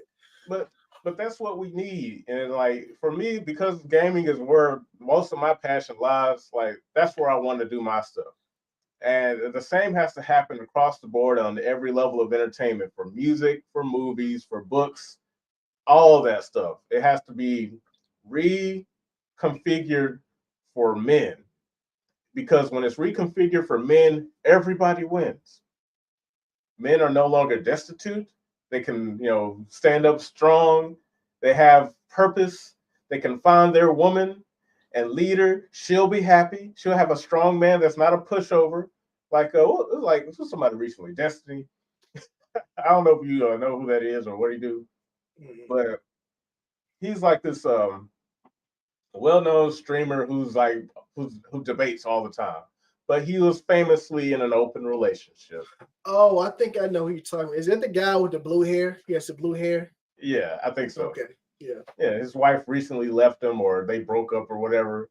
And everyone's like, this isn't news. He was in an open relationship. She was fucking anybody she wanted. Yeah. So of course she wasn't gonna stick around with him. Why would she? Like he told her it was okay to go crazy. And the funny thing is, you know who Abbott and Preach is? Yeah, I watch him a lot. Pretty good. Like there was something where Abba was over at Destiny's place. And it was him, Destiny's wife. Yeah, he saw him was dancing, and then Destiny was sitting there looking like a cuck, like he is. And you could tell he was not enjoying seeing his woman, dance with Abba. And Abba's just like, yeah, I'm show you how to do this twist, come in and do this. And I'm like, they were like salsa dancing or something, right? yeah. And you could just look, the look on Destiny's face was just like, that is not a man. That is a fool.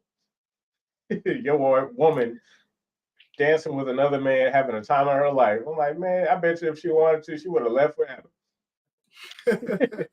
But Abba wouldn't have taken her, clearly. But the fact that that's a possibility is just like, well, that's his fault. yeah. I don't blame her. Like this is one of those things. Like I don't blame women for being women. I blame men for not controlling women like we're supposed to.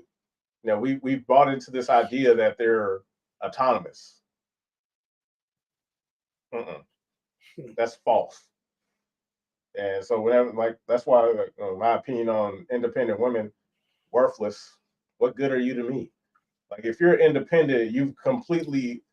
There's no purpose. Like I can't do anything for you. I want a woman that is dependent on me because that's her job.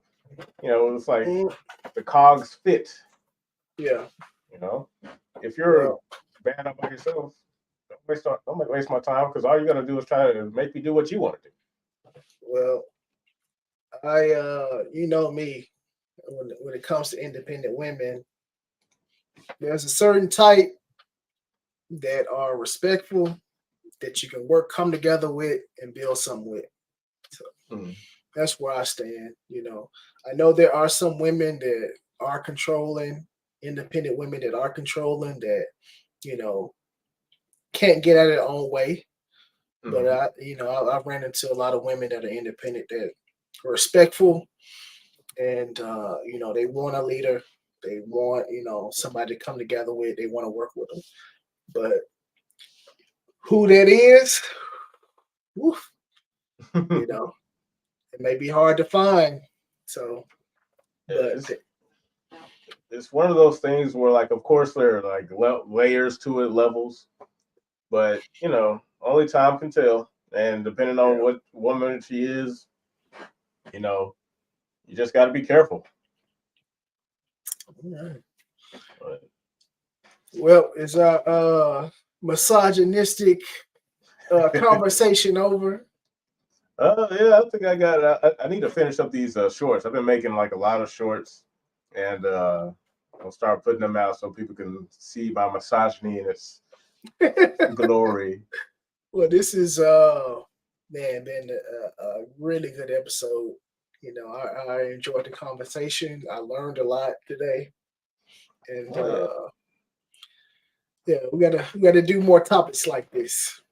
Yeah, man. Matter of fact, speaking of more topics like this, there's this guy I know. He has a channel where he wanted to talk about stuff like relationships and all that stuff. Yeah, I think you heard of him. I think his name is like H3 the Game. Oh man. So I do have a relationship channel, but I've been so focused on my gaming channel that I haven't really put anything out. But I was talking to Josh before the stream. I think it's time to get back on it, because this conversation here lets me know that there's still a lot to talk about. Yeah, like perhaps get some different perspectives. Like I would love to have my position challenged by some simps and feminists.